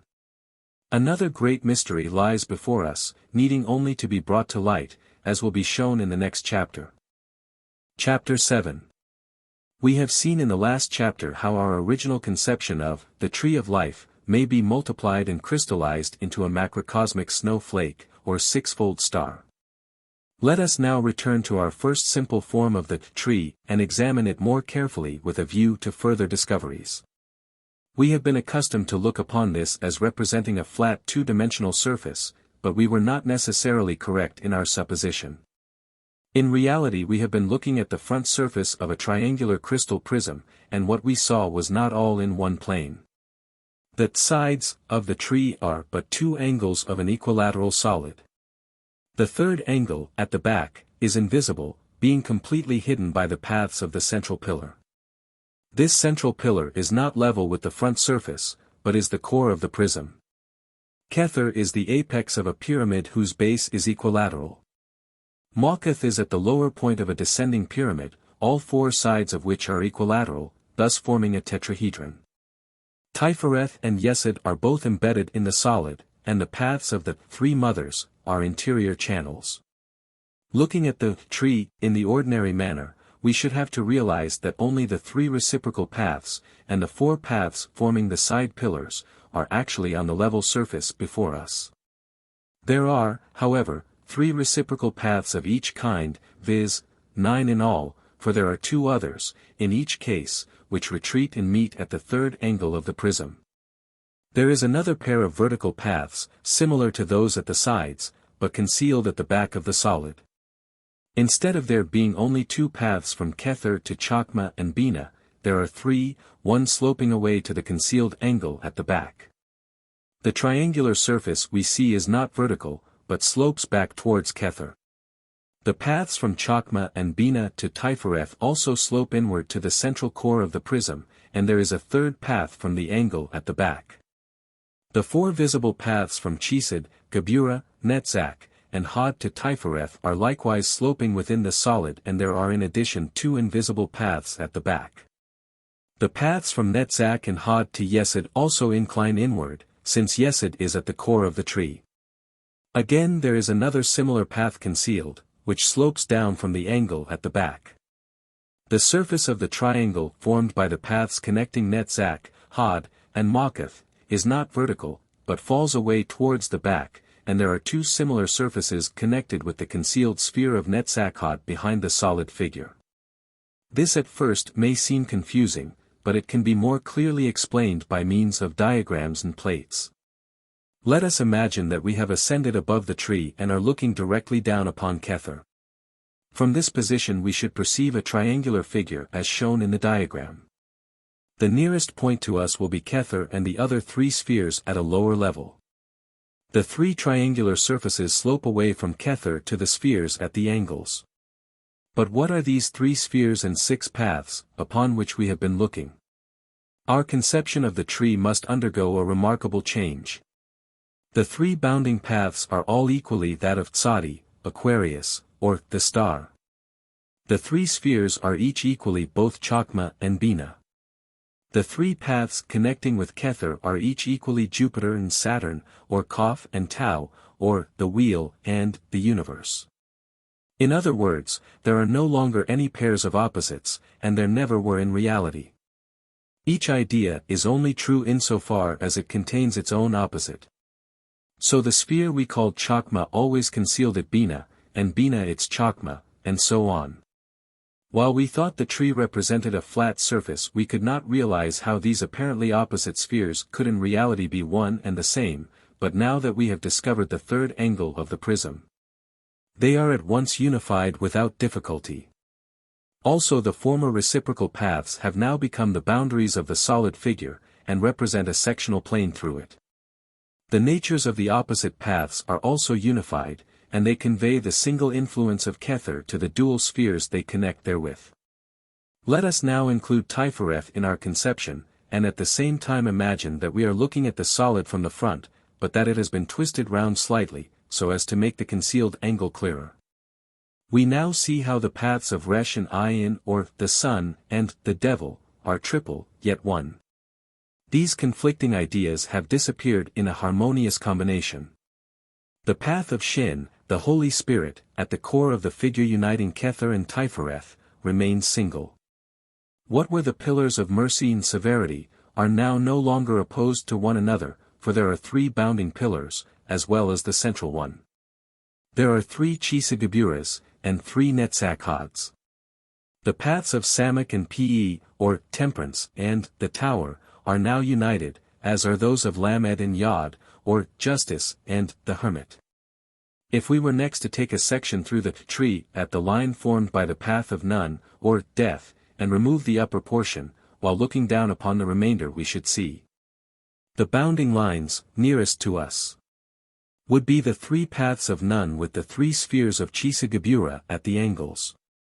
Tiferet would be somewhat lower down, and the three paths of Hekoph, or Aries Pisces, would slope towards it. The small triangle near the center would be the lower part of the three paths of the Resh-Ayin triad. If we cut through the prism at the path of Vav, or the Hierophant, while still looking down at the remainder, we should see Yesod in the center, somewhat below the bounding lines and spheres of the triple paths of Vav and the three Netzachads. In this instance there would be no small triad in the center, since there are not paths equivalent to those mentioned in regard to the upper section. But if from this position we looked up at the section above, we should see the same spheres and paths bounding the figure, but Tiferet would appear in the center, connected by the triple paths of Taitzayin, or the lion lovers, corresponding to Leo Gemini. Finally, should we look up at the whole tree from below Mawkath, we should perceive Mawkath in the center, nearest to us, with the triple path, or plane, of the Hierophant some distance above. These would be connected by the triple paths of Beth Daleth, Mercury Venus, or the Magician Empress. Thus, in every instance, would the pairs of opposites be truly mated and resolved into a unified triplicity, in three dimensions. The accompanying plate shows the whole, prismatic tree, with its 13 spheres and 36 paths, quite clearly. The whole number is 49, which again returns to unity as 13. 49 also represents the square of 7, and the Hebrew word for solve. See plate C and study carefully. We may now consider approximately what would be the impression received by one who took an astral journey up through the central core of this triple tree. Starting from Mawkath by the path of Aleph, or the Fool, the astral form would travel vertically upwards, with a consciousness of being surrounded by the combined influences of Mercury-Venus perfectly blended, while the surrounding space would take the form of an ever-increasing triangle, till Yesod was reached. At this juncture he would feel the concentrated essence of the forces from the paths of Cancer Luna, the chariot high priestess, or pure balanced aspiration, while yet his consciousness continued to expand till he reached the full limits of the equilateral triangle bounded by the paths of the Hierophant. From Yesod onward to this point he would partake of the mystery of the hanged man, primitive water, till the influence of the Hierophantic plane began to initiate him into its deeper meanings. As he continued by this path of MEM, his field of consciousness would remain extended to its limits, held there by the forces of Yod Lamed or the Hermit and Justice, while, at the same time, there would be a contraction due to the influence of the triple paths of Zayin Taith, which would concentrate his soul in Tifereth. Rising above Tifereth, his soul would expand to the limits of his field of consciousness by means of the paths of Hekoph, or Aries Pisces, while he would also have contacted the influence of the Holy Spirit in the central path of Shin. This would expand within the soul, under the influence of the triple paths of Ayin Resh, or Capricorn soul. Passing through the plane of death, or Scorpio, he would ascend till his spiritual consciousness expanded to the limits of his soul consciousness, which would have been affected, meanwhile, by the paths of Pi Samak or Mars Sagittarius, the Tower, Temperance, and presently he would reach the plane of the star, Sadi or Aquarius, where his solar and spiritual fields of consciousness would be equally extended, while the spirit would steadily flame in the core of his being. Then, after contacting the triple influence of Chakmabina, his whole field of consciousness, on all planes, would gradually contract along the paths of Koftau upon Kether, upon reaching which he would suddenly find himself once more in Makath, which is the body of Nut, concentrated upon the inner light of the Kobs, the only veil of Hadit, the flame in every heart of man and in the core of every star. He would then arise as a truly enlightened being, clothed in a body of flesh, ready to go forth and do his pleasure among the living. As it is written in the ritual of Mercury, I travel upon high, I tread upon the firmament of Nu, I raise a flashing flame with the lightning of mine eye, ever rushing on in the splendor of the daily glorified Ra, giving my life to the dwellers of earth. Truly will he have learned the meaning of 49, which is Solve. Chapter 8. Having briefly discussed the Tree of Life in its prismatic form, we should now pass on to a consideration of its multiplication and projection, for we have indeed found it to be the stone of the wise. This crystal stone is capable of indefinite increase or decrease, very much in the same manner as was found possible in regard to the flat two-dimensional figure. The center of Makath will once more be our starting point, and now we shall find the smallest tree will be within the next larger one, and so on. See Plate D. The central core of this prismatic tree will always consist of Makath, Yesod, Tifereth, and Kether, united by the three channels of Aleph, Mem, and Shin. These will be found to combine and recombine as the tree progresses in size. The Kether of the smallest tree will always be embedded in the Tifereth of the next larger, and these two again in Yesod of the next. The triplication of the tree makes little difference to these Sephiroth and paths, but we shall find it affects some of the others. The three Netzachods of the smallest tree will appear as spheres in the center of the three Venus-Mercury paths of the next larger, and so on, indefinitely.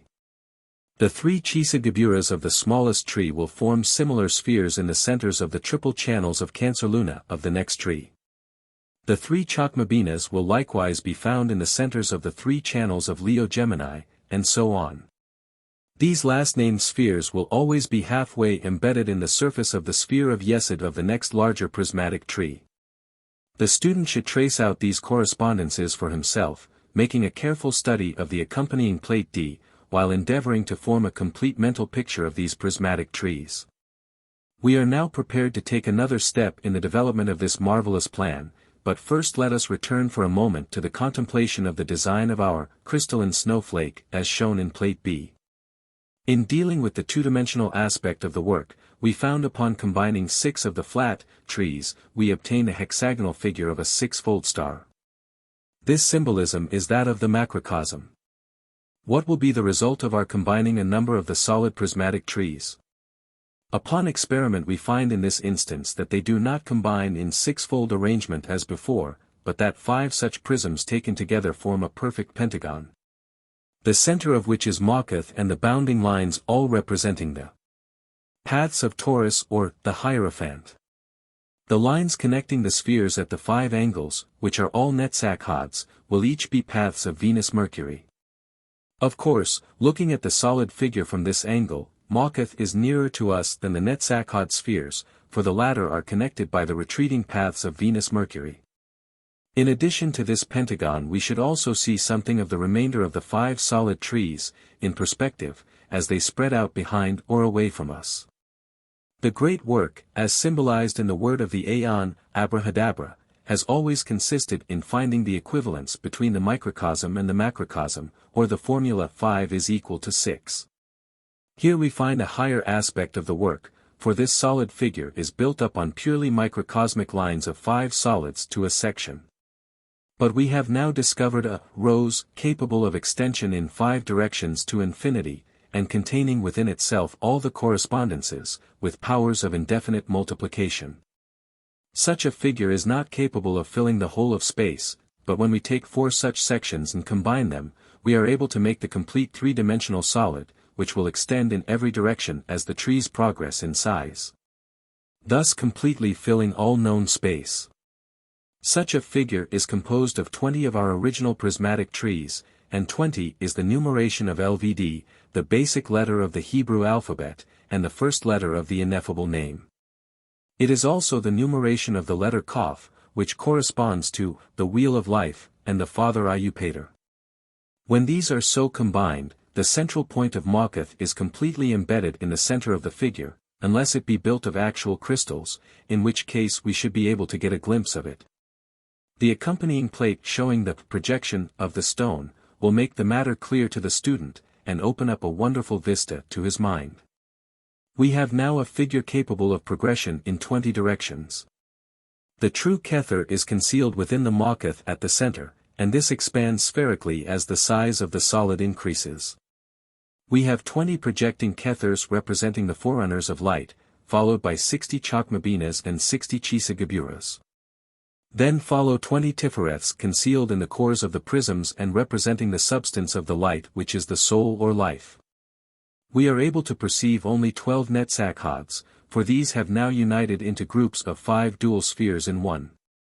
Within the cores of the prisms, next follow 20 Yesuds, while a single Machath is at the central point of all. We have, therefore, 193 spheres in all, connected with the unprogressed figure, and this number reduces to 13, which is unity.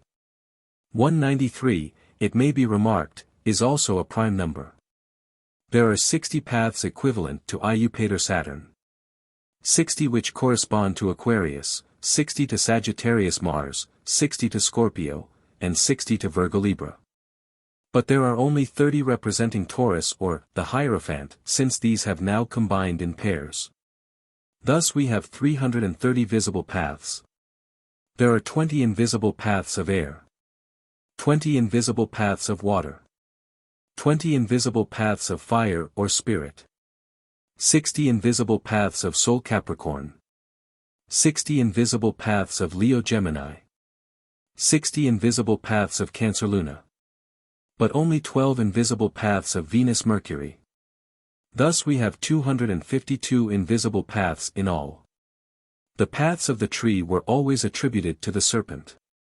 It is strange that these invisible paths should be 252, which is the numeration of the Hebrew word mavrh, meaning the serpent's denver. The total number of paths in the complete figure is thus 330 plus 252, which is 582. 330, the number of visible paths is equivalent to the Hebrew word mtzr, meaning boundary, terminus, or crosspath. 582 reduces to 15, the numeration of IH, that father and mother of the ineffable name, or if further reduced we get 6, which is equivalent to V, the sun. IHV, it will be remembered, represent the 3 simple letters which, according to the Sefer Yetzirah, were chosen by God as his name in the 6 directions. The total number of Sephiroth and paths is 193 plus 582 is equal to 775. This reduces to 10, and therefore to unity.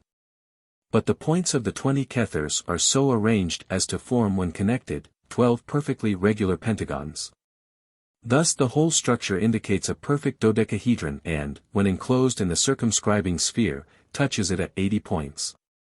The whole solid may be considered as capable of expansion by means of the progression of the unit trees, as explained before. Likewise, it is possible to imagine the reduction or contraction of the whole figure upon the infinitely small. See Plate E. We have therefore discovered in the tree of life, properly multiplied and projected according to the art of the wise, what may well be looked upon as the anatomy of the body of God, or the natural structure of matter under the influence of the concealed spirit. Thus the unknown warrior, who made some such assertion in the presence of Frater Achad, and earned such scant praise, may have been inspired to a degree he, himself, little realized. The following quotation from The Two Creation Stories, by James S. Forrester Brown throws valuable light upon the conception of the tree of life as the anatomy of the body of God. When the divine will is born in the heart of a human soul, true free will begins, for will is only free when in accord with the great will. Knowledge follows, and life becomes full of meaning and purposeful activity. The drama of the formal life, the tree of knowledge, develops in terms of the higher will, the tree of life, so that daily happenings appear to lift the veil from universal truths, illuminating the life. When the tree of knowledge and tree of life, reason and intuition, the personal and the universal, are harmoniously united in the individualized soul, the daily life becomes the moving image and expression of the living soul of the universe. We may think of the tree of life as the arteries of the great cosmic body. Through these arteries, as along channels, the cosmic life pulses forth with every heartbeat of the great person. This is a very deep mystery. Until this life is caught up by each individualized soul and returns through himself to the great cosmic person, flowing back along the veins of the great body, there is no possibility of the power within the separated soul affecting the great person. Moreover, unless a countercurrent is set up, the life flows past the soul, and this does not truly live. The individualized soul requires to fashion capillaries throughout his nature and keep them in use, to allow of the return flow through them into the cosmic veins. That this shall be established he must, greatly daring, yet with awe and humility, seek to know the nature of God and of man and the relation between them. When he is able to see himself as he actually is, he realizes with a sense of abasement the imperfections and impurities of his complex personality, and the immediate necessity to turn from death unto life. This does not imply a purely temporary repentance, but a great act of turning back, which cleanses the entire life of the soul and establishes organized relations with the cosmic person, making it possible for the Christ consciousness to be born from above within the soul. The tree of knowledge is then seen as the veins of the great body along which flow back the countercurrents carrying the fruitage of the time order, and thus the tree of life, with its arteries along which cosmic life is, timelessly, propelled from the great heart, is complemented. The two trees, in the midst of the garden, become united within the cosmic heart and body, the Eden of the great person, and the Christ consciousness is complete. The tree of life may also be thought of as the tree of universal life growing round and encompassing the individual soul. When that tree is truly one with the tree of phenomenal self, the tree of knowledge, then the abstract and the concrete, the ideal and the actual are one, and their fruits are the living powers. From this universal personal tree spring all the virtues, and on it they blossom and ripen. They are the fruits of temporal experience, containing the seeds of eternal life, and, as such, correspond to the disciples of one's own Christ within, at the final consummation. In the apocryphal literature, Michael, archangel of the sun, is set over the tree which, at the time of the great judgment, note the position of the judgment as shin on the tree. Achad is given over to the righteous, who obtain life from its fruit.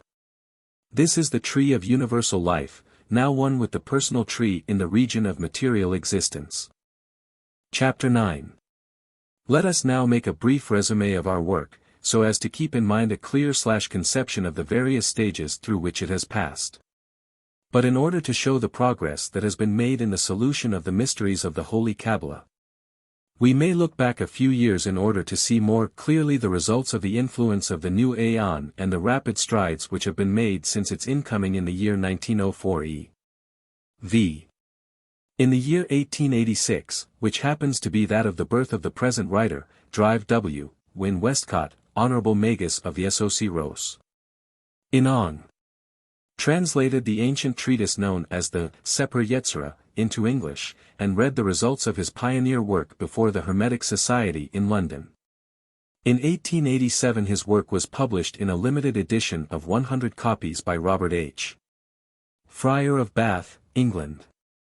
Commenting upon verses September 10, 11 of Chapter 1, which have been quoted in full in Chapter 6 of the present treatise and which described how IHV looked above and sealed its height, below and sealed its depth, etc., Dr.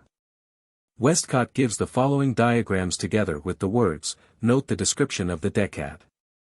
First a tetrad is formed, then a hexad. And that was all the explanation which seemed necessary, or was forthcoming, at the time. Not in any spirit of criticism, but, as stated above, in order to show the real progress which has been made, we should compare the simple diagram of the hexad with plate B of the present work. And we can hardly fail to notice signs of genuine advance in Kabbalistic thought during the last 37 years. But the ancient Sefer Yetzirah itself, although giving a possible indication of this sixfold development as being present in the mind of the writer, or compiler, in the distant past, contains little that could be construed as an indication of the further development of the idea in three-dimensional form as suggested by the present author. There is a verse in Chapter 2 which reads, these 22 letters, the foundations, he arranged as on a sphere, with 231 modes of entrance. If the sphere be rotated forwards, good is implied, if in a retrograde manner, evil is intended, but it is doubtful if this can be thought to indicate the formation of the dodecahedron and its infinite progression or expansion. Rather we are inclined to think we have taken a step not previously written of, or contemplated in any of the old treatises on the subject. In May of last year, 1922 e.v., as the result of a series of initiations of a very direct nature, dating particularly from June 21, 1916, and developing on different planes, December 21, 1917, September to October, 1918, April 1921, etc. The present writer obtained a clue to a new intellectual conception of the Kabbalistic plan.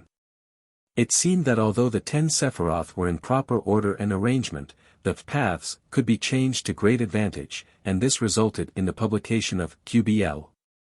Or the Bride's Reception, which was an attempt to show clearly the old methods, and contained the new ideas in the form of an appendix. Meanwhile, in April of this year, he was led to discover a much more harmonious explanation of the keys of the tarot when they were arranged on the tree according to the revised order of the paths. The results of this investigation have been recorded in The Egyptian Revival, to which I must refer the reader. I may say that this book seems an indication of the revival of the lost universal tradition of the Golden Age and explains the nature of the present Egyptian revival in a reasonable manner. This work led on to the discoveries recorded in the present treatise, which may be briefly summed up as follows. The tree of life in its regular and simple form has been taken as the basis of our work, but the revised order of the paths adopted as the one which seems most reasonable. It became apparent that the due proportions of the parts of the tree had not previously been taken into serious consideration as of vital importance to the study of the matter. Examples of the designs of trees, in well-known works on the subject, show great variation in this respect.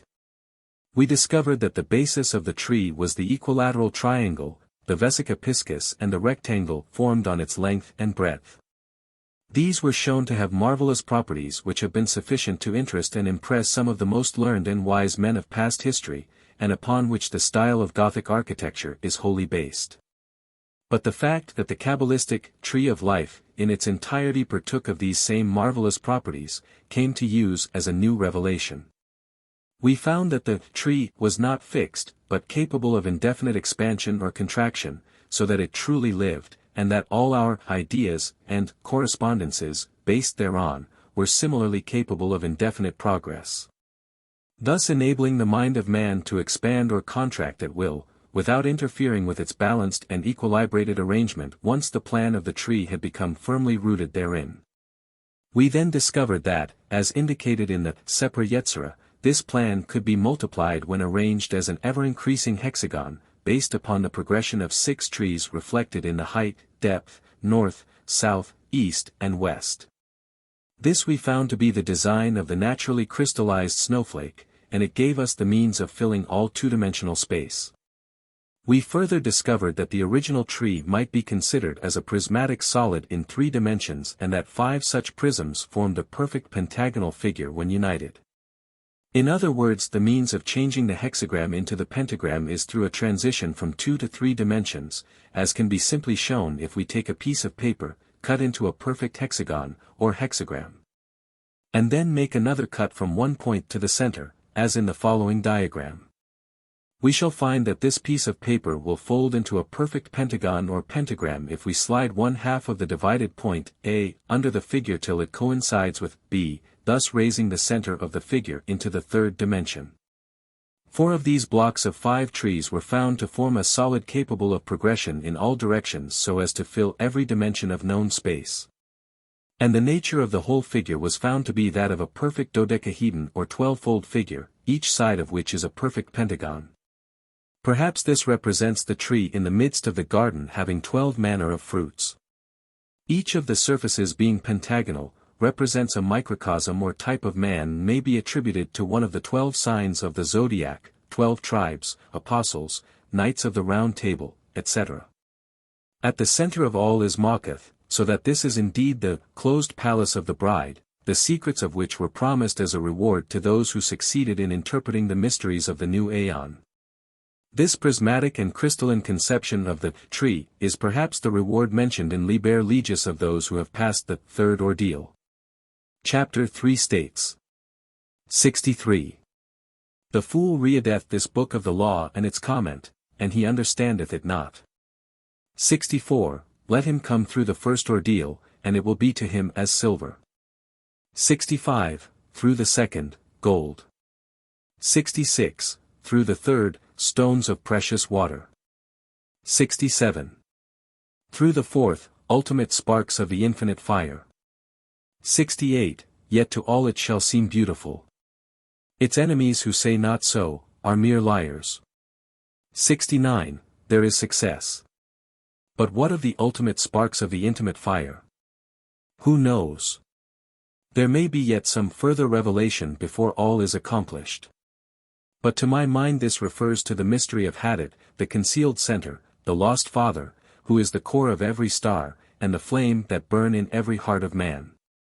For, since the universe is the child of the 2 infinites, every point in space is equally the center of the whole, and the Spirit of God is in each of us, as an ultimate spark of the intimate fire. But, in any case, we have progressed, and we have discovered a strange new interpretation of the prophetic words of Liber Ash, which states, "This chain reaches from eternity to eternity, ever in triangles, is not my symbol a triangle? Ever in circles is not the symbol of the beloved a circle? Therein is all progress base illusion, for every circle is alike and every triangle alike. But the progress is progress, and progress is rapture, constant, dazzling showers of light, waves of dew, flames of the hair of the great goddess, flowers of the roses that are about her neck. Amen." Chapter 10. After this brief resume we may once again turn our thoughts to the main results of our researches as summed up on the dodecahedron within the perfect sphere. It would almost seem that our original Kabbalistic conceptions have led us out of the realm of thought usually linked with the Hebrew Kabbalah into an atmosphere of intelligibles which is associated with the philosophy of the masters in ancient Greece. Or, we may say, as our conceptions have expanded towards the universal, we have contacted another set of teachings, thus uniting Hebrew and Greek thought. Plato informs us in his Republic, geometry rightly treated is the knowledge of the eternal, and he is reported by Plutarch to have said that God is always geometrizing. Nor was the conception of the universe in the form of the dodecahedron unknown to Plato, for in his Timaeus this idea is clearly indicated. But just how this solid figure was built up so as to symbolize the universe in all its details, if known to the ancients, was not revealed. Let us see, however, what hints are to be found in the writings of other authorities. Proclus, in his introduction to books 2 and 3 of Plato's Republic, says, "But the former, Vulcan, artificially fabricated the whole sensible order, and filling it with physical reasons and powers. He also fashioned 20 tripods about the heavens, that he may adorn them with the most perfect of the many-sided figures, and fabricates various and many-formed sublunary species." To which Thomas Taylor, the great Cambridge Platonist, adds, viz. The dodecahedron, which is bounded by 12 equal and equilateral pentagons, and consists of 20 solid angles, of which the tripods of Vulcan are images, for every angle of the dodecahedron is formed from the junction of 3 lines. There are several references to the dodecahedron in Madame Blavatsky's Secret Doctrine, among which the following is of special interest. The most distinct and the one prevailing idea, found in all ancient teaching, with reference to cosmic evolution and the first creation of our globe with all its products, organic and inorganic, strange word for an occultist to use, is that the whole cosmos has sprung from the divine thought. This thought impregnates matter, which is co-eternal with the one reality. And all that lives and breathes evolves from the emanations of the one immutable Parabrahmanmula Prakriti, the eternal one root. The former of these, in its aspect of the central point turned inward, so to say, into regions quite inaccessible to human intellect, is absolute abstraction. Whereas, in its aspect as Mula Prakriti, the eternal root of all, it gives one at least some hazy comprehension of the mystery of being.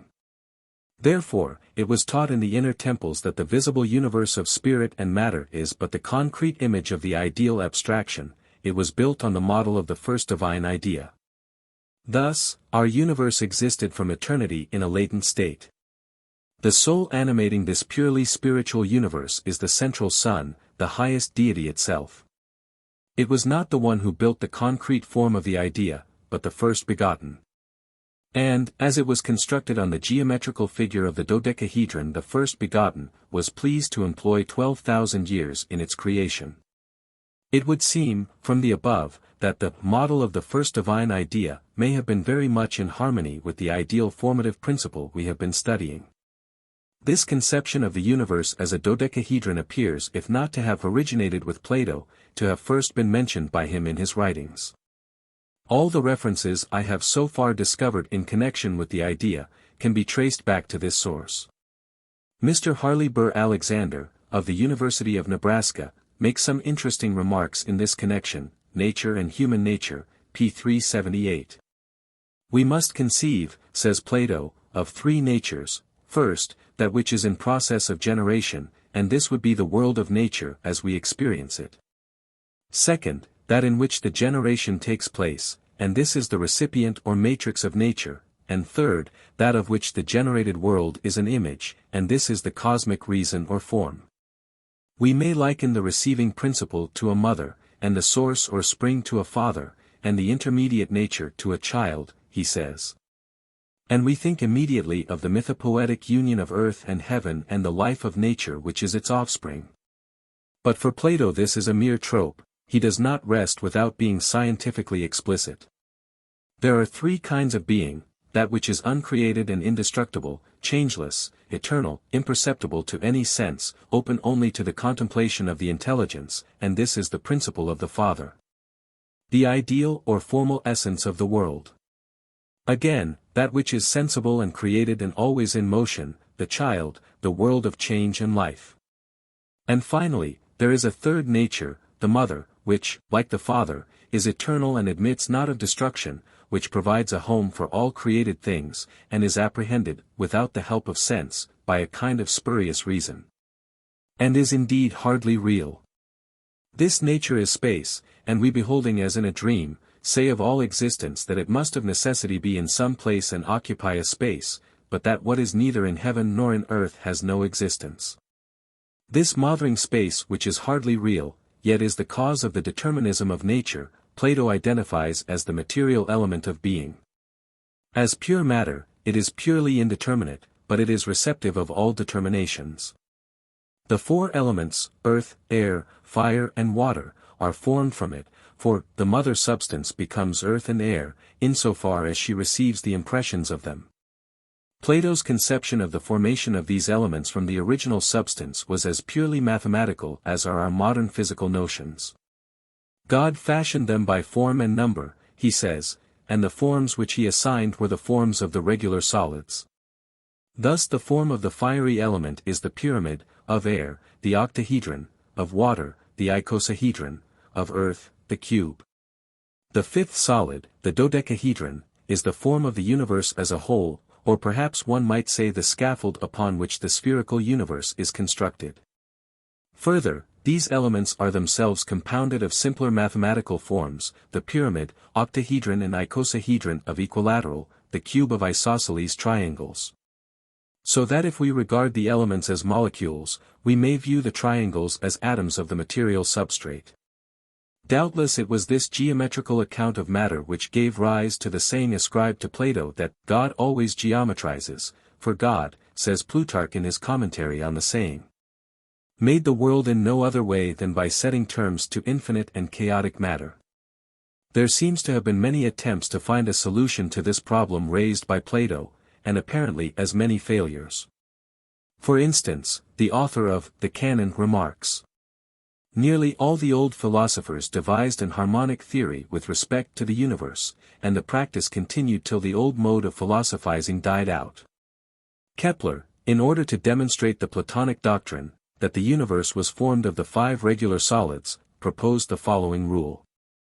The earth is a circle, the measurer of all. Round it describe a dodecahedron. The circle enclosing this will be Mars. Round Mars describe a tetrahedron, the sphere enclosing this will be Jupiter. Describe a cube round Jupiter, the sphere containing this will be Saturn. Now inscribe in the earth an icosahedron. The circle inscribed in it will be Venus. Inscribe an octahedron in Venus, the circle inscribed in it will be Mercury. Mysterium Cosmographicum, 1596. This rule cannot be taken seriously as a real statement of the proportions of the cosmos, for it bears no resemblance to the ratios published by Copernicus in the beginning of the 16th century. Yet Kepler was very proud of his formula, and said he valued it more than the electorate of Saxony.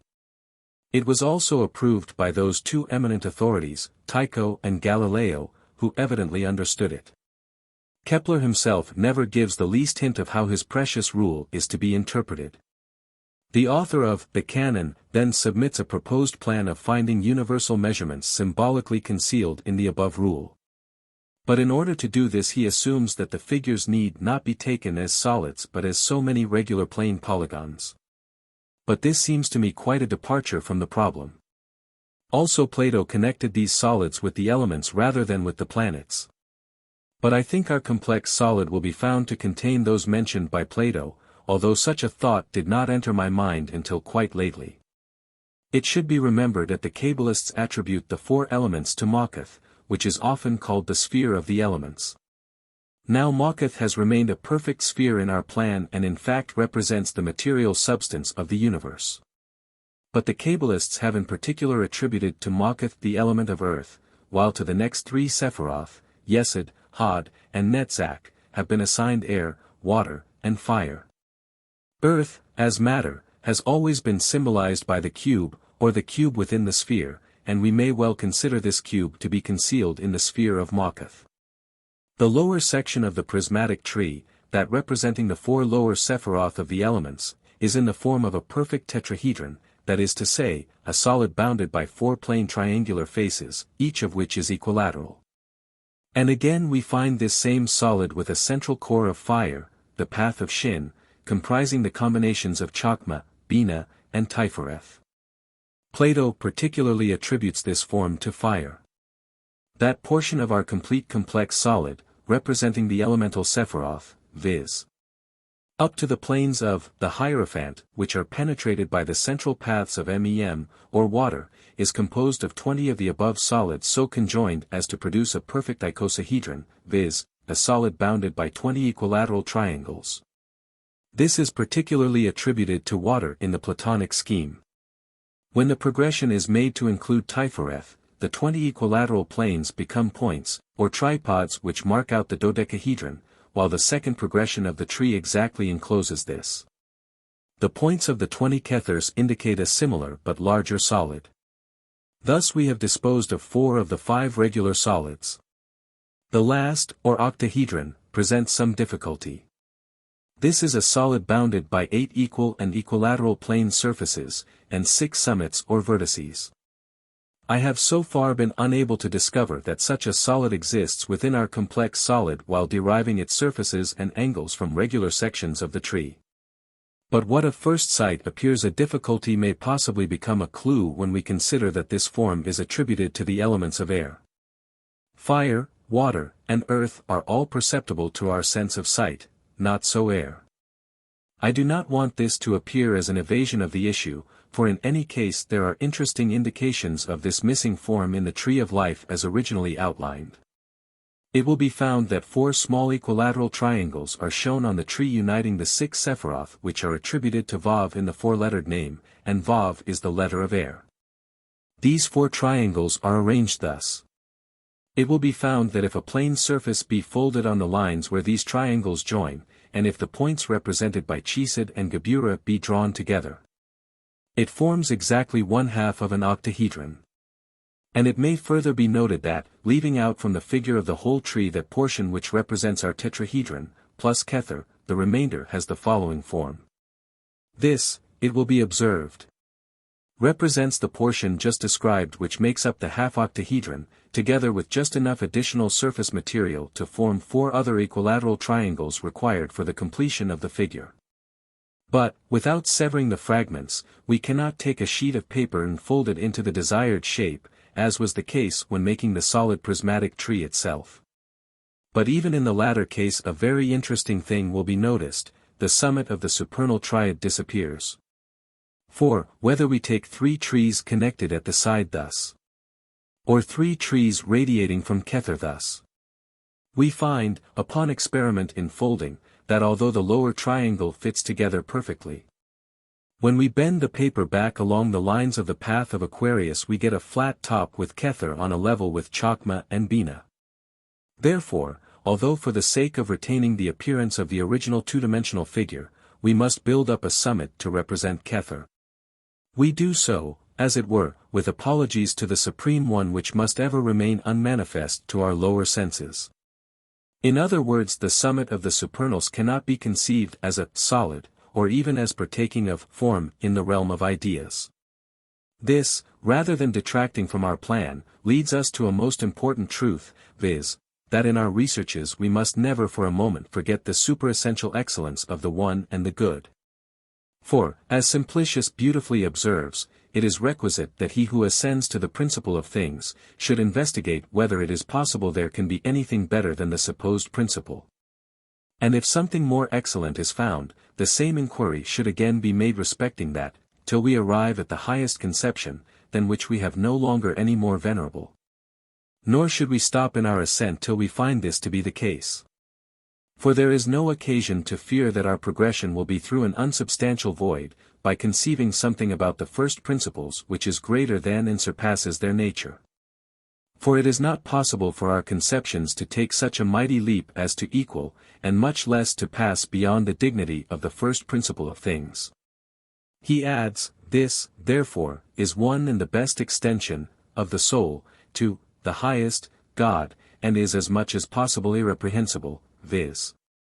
To know firmly, that by ascribing to him the most venerable excellencies we can conceive, and the most holy and primary names and things, we ascribe nothing to him which is suitable to his dignity. It is sufficient, however, to procure our pardon, for the attempt, that we can attribute to him nothing superior. And in respect of our pardon we may devoutly hope that Simplicius was right. Chapter 11. Plato said in regard to the elements of the universe, God fashioned them by form and number. We have had something to say about form but have touched very little upon number. It will be well for use to make a few observations in the light of the forms we have reconstructed. I shall have little to say in regard to the numbers attributed to the ordinary Kabbalistic plan of the Sephiroth, these having been dealt with in Q. BL, and elsewhere. It is merely necessary to recapitulate as follows. The simple two-dimensional figure consists of 10 Sephiroth, 10 being the sum of the numbers from 1 to 4. This importance of this lies in the fourfold nature of the ineffable name, which is the formula of the whole system. There are 22, 2 plus 2 is equal to 4, connecting links or paths. These consist of 3 plus 7 plus 12, and correspond to the elements, planets, and signs of the zodiac. In all we have 32, called, in relation to this system, the 32 paths of wisdom, representing the whole figure. One of the special virtues of this number is that it represents the coalescence of Macroprosopis and Microprosopis in the divine name Ahiv, and thus shows the connection between Kether, the highest crown, and the 9 lower Sephiroth, which emanated from it. When we allow this simple figure to expand in one direction, as previously explained, we find, since Macheth remains one and the same throughout, that the second tree contains 19 Sephiroth, which is a prime number, reduces by addition to 10. Likewise the third tree consists of 28 Sephiroth, a perfect number which again reduces to the original 10 and therefore to 1 or unity.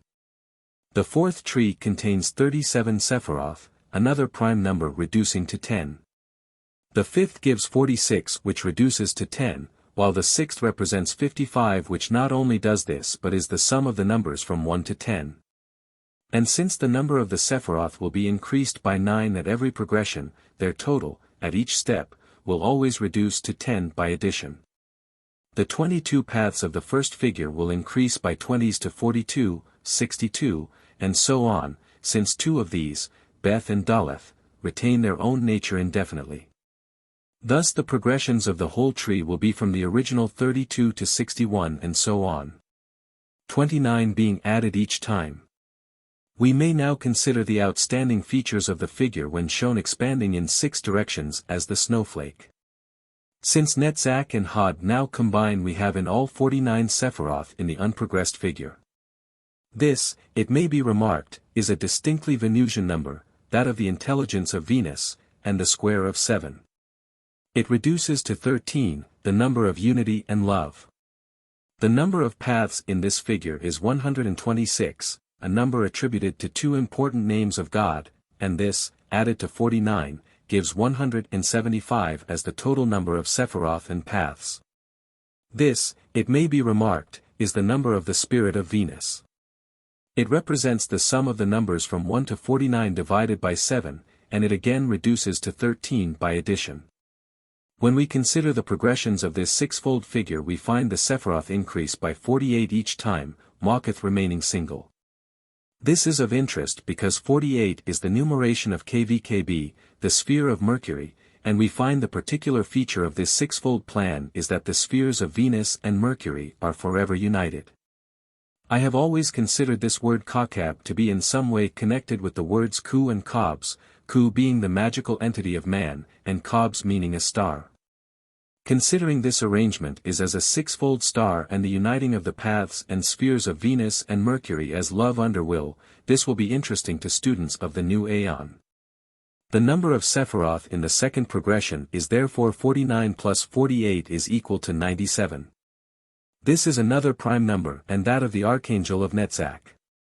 It has many other correspondences, one of which is, an architect. The next progression gives us 145 which, according to the old arrangement, corresponds to the 13 paths of the beard of Microprosopis. But the fourth progression produces 193, another prime number of particular importance since it is the number of Sephiroth in the unprogressed but complete three-dimensional solid which forms the dodecahedron.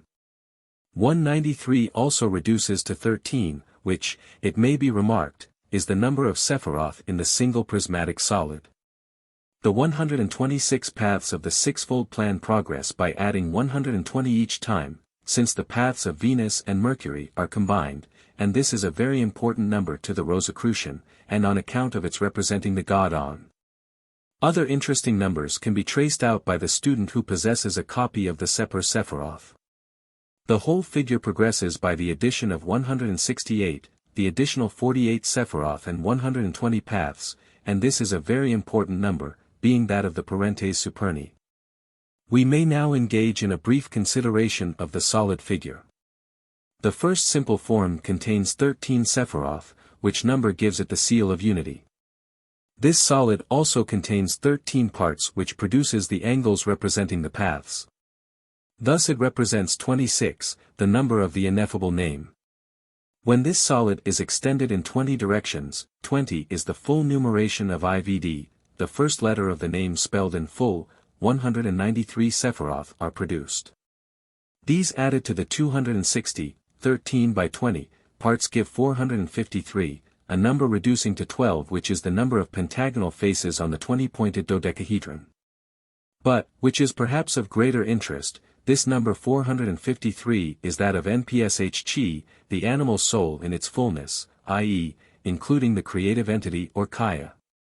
The importance of this will be plain when we remember that the total number of Sephiroth and paths in the whole solid is, as has been shown in Chapter 7, 775, and this, added to the 260 parts or sectional solids, gives 1035. Which is the sum of the numbers from 1 to 45. Now 45 being the numeration of ADM, Adam, indicates that we have once more shown the Kabbalistic Adam in all his spiritual and animal fullness, and that he once again contains the sum of all his parts. Also the 20 points and 12 faces of the dodecahedron equal 32, the original number of the paths of wisdom. One other point seems worthy of notice in this connection. The Sefer Yetzirah makes a very strong feature of 10 Sephiroth, 10 and not 9, 10 and not 11, and it may be assumed that we have departed entirely from this fundamental conception. But it is also true that the ancient Kabbalists considered the three veils of the negative, Ein Suf, Ein Sufor, as depending back from Kether. Thus, although these are unmanifest, the whole scheme was based on 13. It may be further remarked that there are 7 Sephiroth below the supernal triad and the 3 unmanifest ideas above, so that we have, as it were, 7 plus 3 is equal to 10, 10 plus 3 is equal to 13, the 10 standing midway between the 7 and the 13. Now it has been pointed out that the progressions of the single tree are made by the addition of 9s, so that each number produced reduces to 10 when we add the digits. In this case, then, the essence of the original basis remains. Nor is this basis lost when we consider the six-fold two-dimensional figure, the single prismatic solid, and the 20-fold solid and their progressions, although it is more deeply concealed in these instances. All these start from a basis of 13. The single solid has 13 Sephiroth and increases by the addition of 12 at each progression. Thus the series is 13, 25, 37, 49, 61, 73, 85, etc. If we reduce these by addition, leaving the first as it stands, we obtain 13, 7, 10, 13, 7, 10, 13, etc. Now this is the series we noticed above in regard to the original tree, the 10 Sephiroth with 3 veils above the supernal triad and 7 spheres below it. And this series recurs with every 3 progressions, so that since 7 plus 10 plus 13 is equal to 30, the average is still, in essence, 10 throughout. And when we consider the six-fold plan, we start with 49, which reduces to 13, and progress by adding 48. Now 48 being 4 times 12, we find we are running in a series which coincides at certain definite points with the previous one, and the same peculiar rule is noticed in regard to our reductions of digits. Thus, 49, 97, 145, 193, 241, 289, 337, etc. etc., reduced to 13, 7, 10, 13, 7, 10, 13, etc. as before. The same is true of the complete solid. We begin with 193, which reduces to 13, and progress by adding 192, which in this case is 4 times 48. Therefore we find the same underlying law if we consider 193, 385, 577, 769, 961, 1153, 1345, etc. With the exception of the one instance of 769, which reduces to 22, the number of paths, on its way to its final reduction to 4 without first forming 13 as in all the other cases. And we of course find that every fourth progression of one series coincides with the number produced by one of the others. Thus the fourth progression of the prism gives us 49, which is the basic number of the star. The fourth progression of the star gives us 193, the basic number of the complete solid, and so on. In fact, every progression of the star will give a number which is that of some progression of the simple solid, and every progression of the complex solid a number equal to some progression of both the star and the simple solid. And the numbers common to all will always reduce to 13, or 4. A word now in regard to the proportion of the various parts of our figures. We found in constructing the first simple plan of the Sephiroth and paths that the proportion of the diameter of the Sephiroth to the width of the paths was very important, especially in regard to the progressions. I noticed recently that in his footnotes to the new edition of Eliphas Levi's Transcendental Magic, Mr. E. Waite makes the following remarks, evidently with the intention of discrediting Levi: in the tree of life Kether, the supreme crown, abides above Chokmah and Bina, forming with these the supernal triad, below which are Chesed and Geburah. It must be said further that the tree comprises 3 triangles, beneath which is Makath. There is no circle, as Levi suggests, except in the accidental sense that the names and titles of each Sephira are inscribed within this figure. Without some idea of a circle or sphere, if only to represent the Absolute or the universe, one can hardly conceive of any Kabbalistic scheme at all. And that all the Kabbalists have merely used the Sephiroth as convenient receptacles for names and inscriptions while giving to the paths any semblance of reality, seems to me rather puerile. However, since the very points representing the centers of the Sephiroth in any properly proportioned tree are produced by the original generating circles, we may leave aside Mr. Waite's remarks and consider the matter as if the Sephiroth were circles and the paths lines.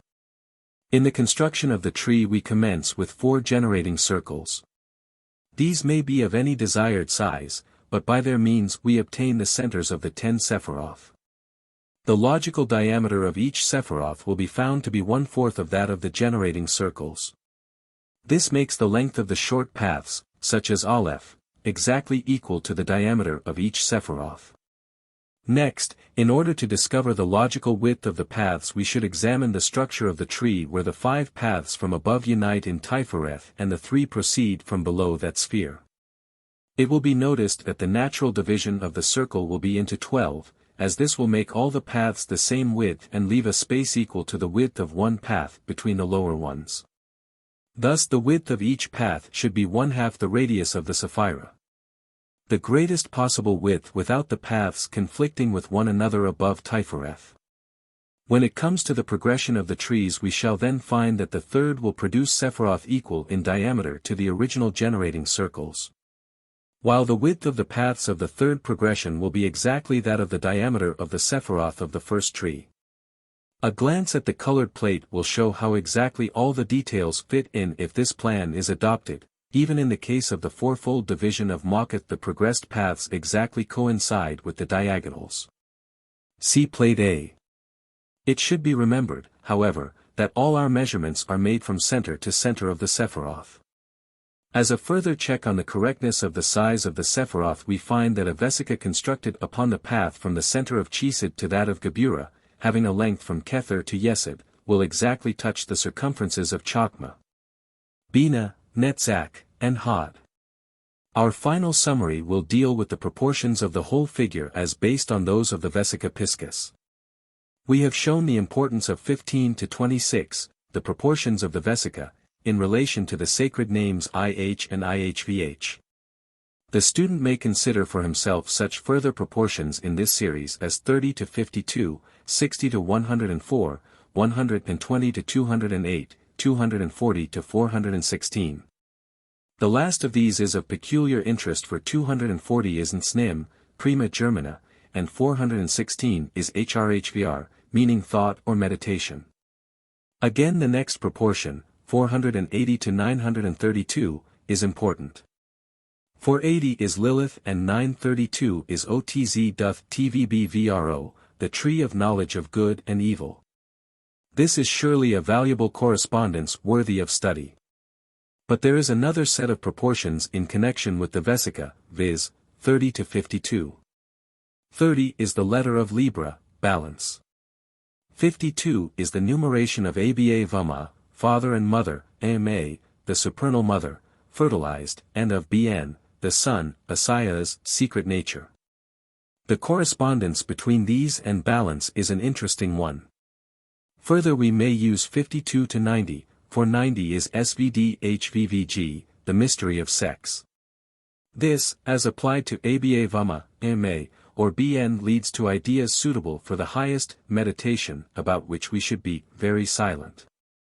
Strangely enough, as I wrote this I noticed another correspondence, for ZMH, meditation, adds to 52, and Doamim, very silent, adds to 90. I shall therefore take this as a hint and pass on. The next proportion 90 to 156 is of even deeper significance, for here we find the relation between the mystery of sex, 90, and Babylon, 156, the victorious queen. See XXX Ethers, Liber CDXVI.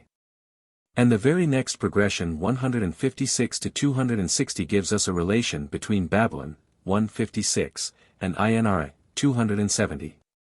Enough has been said to indicate to the adept that a study of these proportions is well worthwhile. But, so far we have been dealing with the actual proportions of the vesica, and we have not mentioned those of the complete tree of life itself. Those of the vesica being as 26 to 45, we see the proportions of the tree must be 26 to 60, or, since we can divide by 2, we may put them at 13 to 30. Here we enter upon the consideration of our basic number 13, unity and love, in right relation with balance. For equilibrium is the basis of the work. We again obtain an interesting series of proportions, 13 to 30, 26 to 60, 52 to 120, 104 to 240, 208 to 480, 416 to 960, etc., but these will again be left to the consideration of the student, for we have yet to deal with a greater mystery.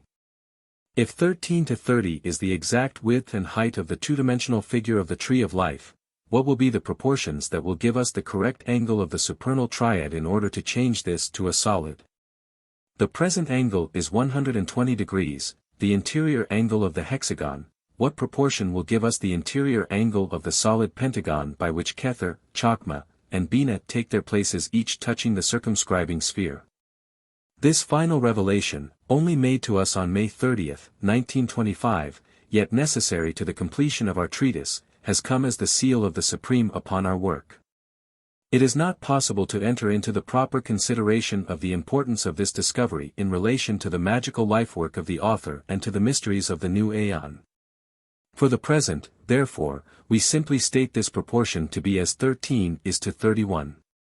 13 to 31 gives the exact angle of 108 degrees necessary to the building up of our solid, the additional part being used to raise the point of Kether to the pinnacle of the solid.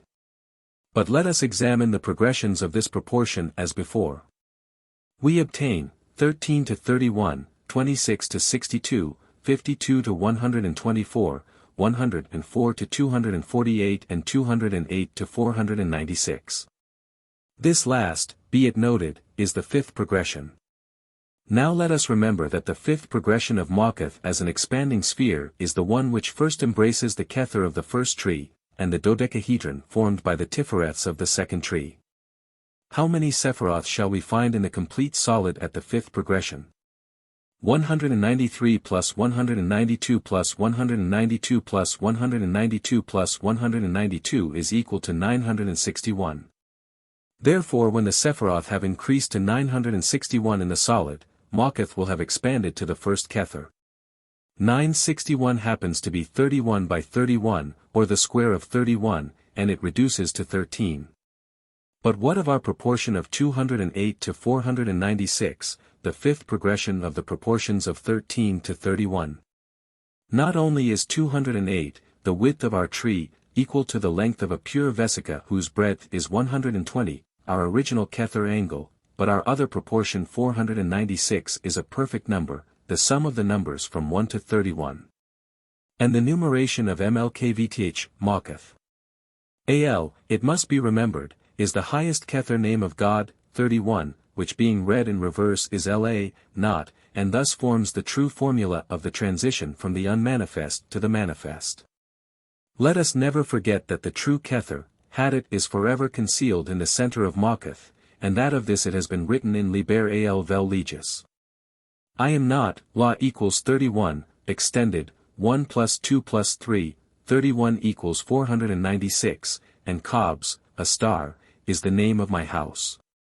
In concluding this section we may remark that the 76th progression of the single solid, and the 19th progression of the star, show 913 Sephiroth, 913 is Brashlth, Bereshith, in the beginning, the first word of Genesis.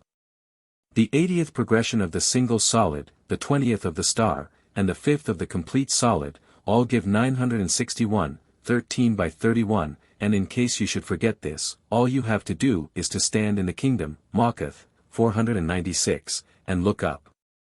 You will then see Yesod, 9, and above that Tiferet, 6, and, by the grace of God, Kether, 1.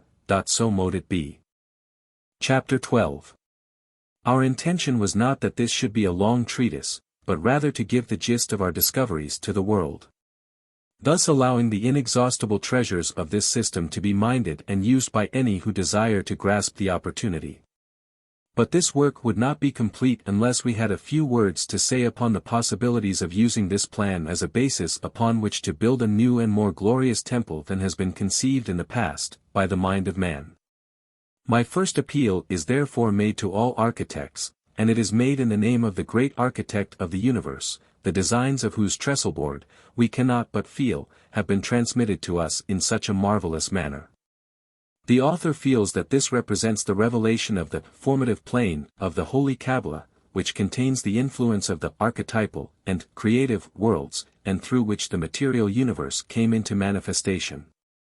The discoveries in regard to the marvelous properties of the Vesica Piscis and the Trinity in Unity so much influenced the minds of men in the Middle Ages, that a vast number of beautiful Gothic cathedrals were planned and built with every detail lovingly worked out so as to symbolize the highest religious truths then open to the minds of men, in a material form.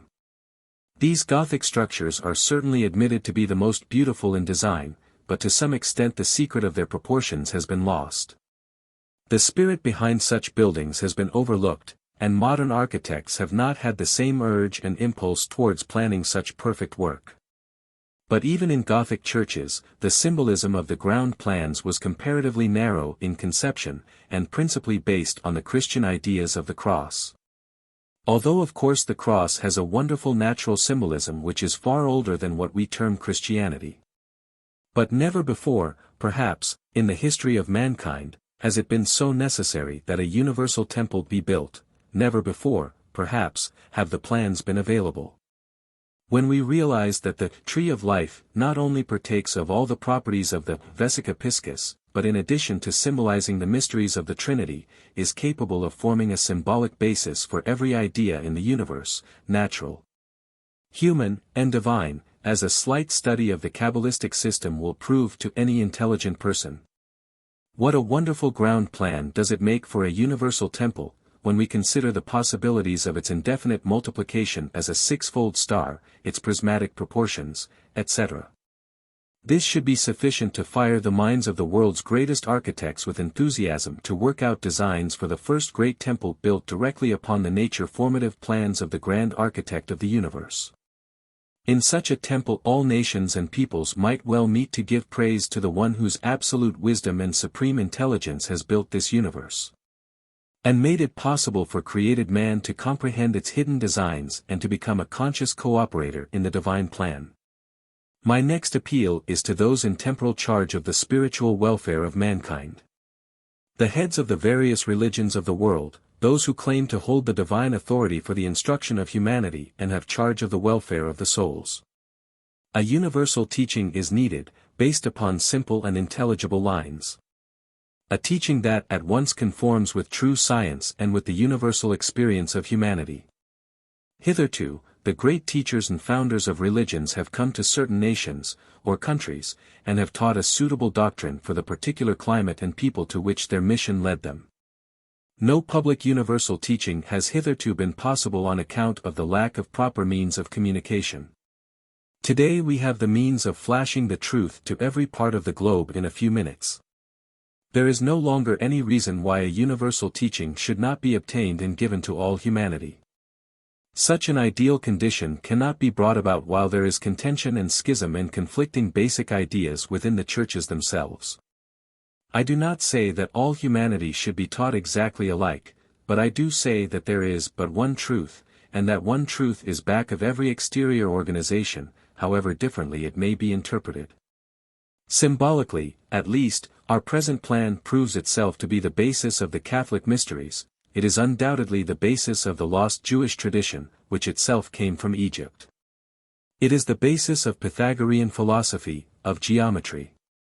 It is the basis of the Rosicrucian mysteries, as well as of Masonry, and will prove itself to be the key to the mysteries of the secret schools. There is no reason why a temple built on such perfect symbolism should not be equally sacred to Jewish, Catholic, Masonic, and other religious and philosophical divisions of humanity, wherein each could behold the mysteries of their tradition and realize that they are of the same divine origin. Scientifically, since every drop of water naturally crystallizes in this way, and crystals are built up on similar lines, even the materialist must recognize the work of the Creator, as symbolized in such a structure. My next appeal is to those in whose charge is the civil destiny of the nations. How can any peace of a lasting nature be brought about unless some universal plan is adopted in which every nation will be seen to have its definite function, and have a well-defined destiny?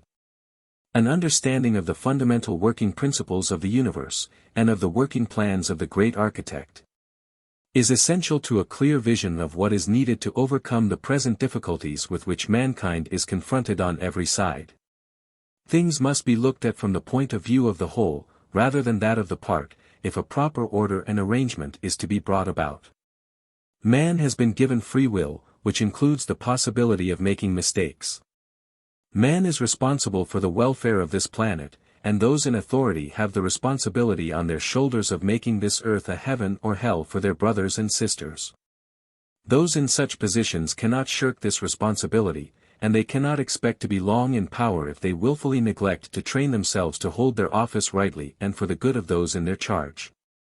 Let them remember that the essence of order consists in the perfect adjustment of all the parts in subservience to the whole, and that, conversely, it is fatal folly to try to make the whole conform to the design of some distorted part. Civilization has been a failure, with all its apparent improvements and facilities, through failure to understand this general principle. It is absolutely essential that each part should discover its true function in relation to every other part, and to the whole, and then fulfill its destiny without making any attempt to interfere with the proper functioning of the other parts of the great machine. Equilibrium is the basis of the work. Every apparent pair of opposites can be reconciled in a third idea from which they both spring, and which contains the essence of both. My next appeal is to all thinking people. Many of you are slaves to your own thought. You are limited by your own narrow conceptions, which must always be narrow compared to the infinite.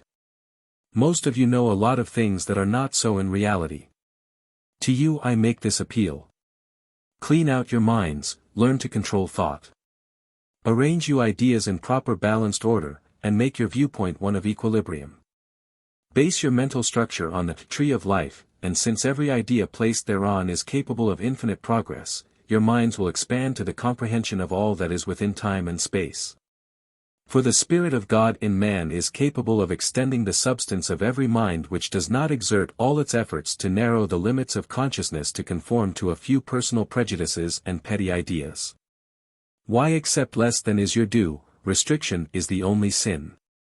Lastly, I greet the crowned children of the new Aeon, those who, having sworn to overcome all things, shall obtain the reward promised to everyone that overcometh. And I say unto you, as one did of old, in my Father's house are many mansions, and if it were not so I would have told you. But also I add, there is a place prepared for every one of you, here and now. There is a place for everything, when all things shall be put in place. Take up your places in the kingdom of the ever-coming Son, fulfill yourselves, in the fulfillment of the will of God within you, and show those who are still in darkness without, that there is room for all who are prepared to keep their place. And cease from trying to usurp that of others.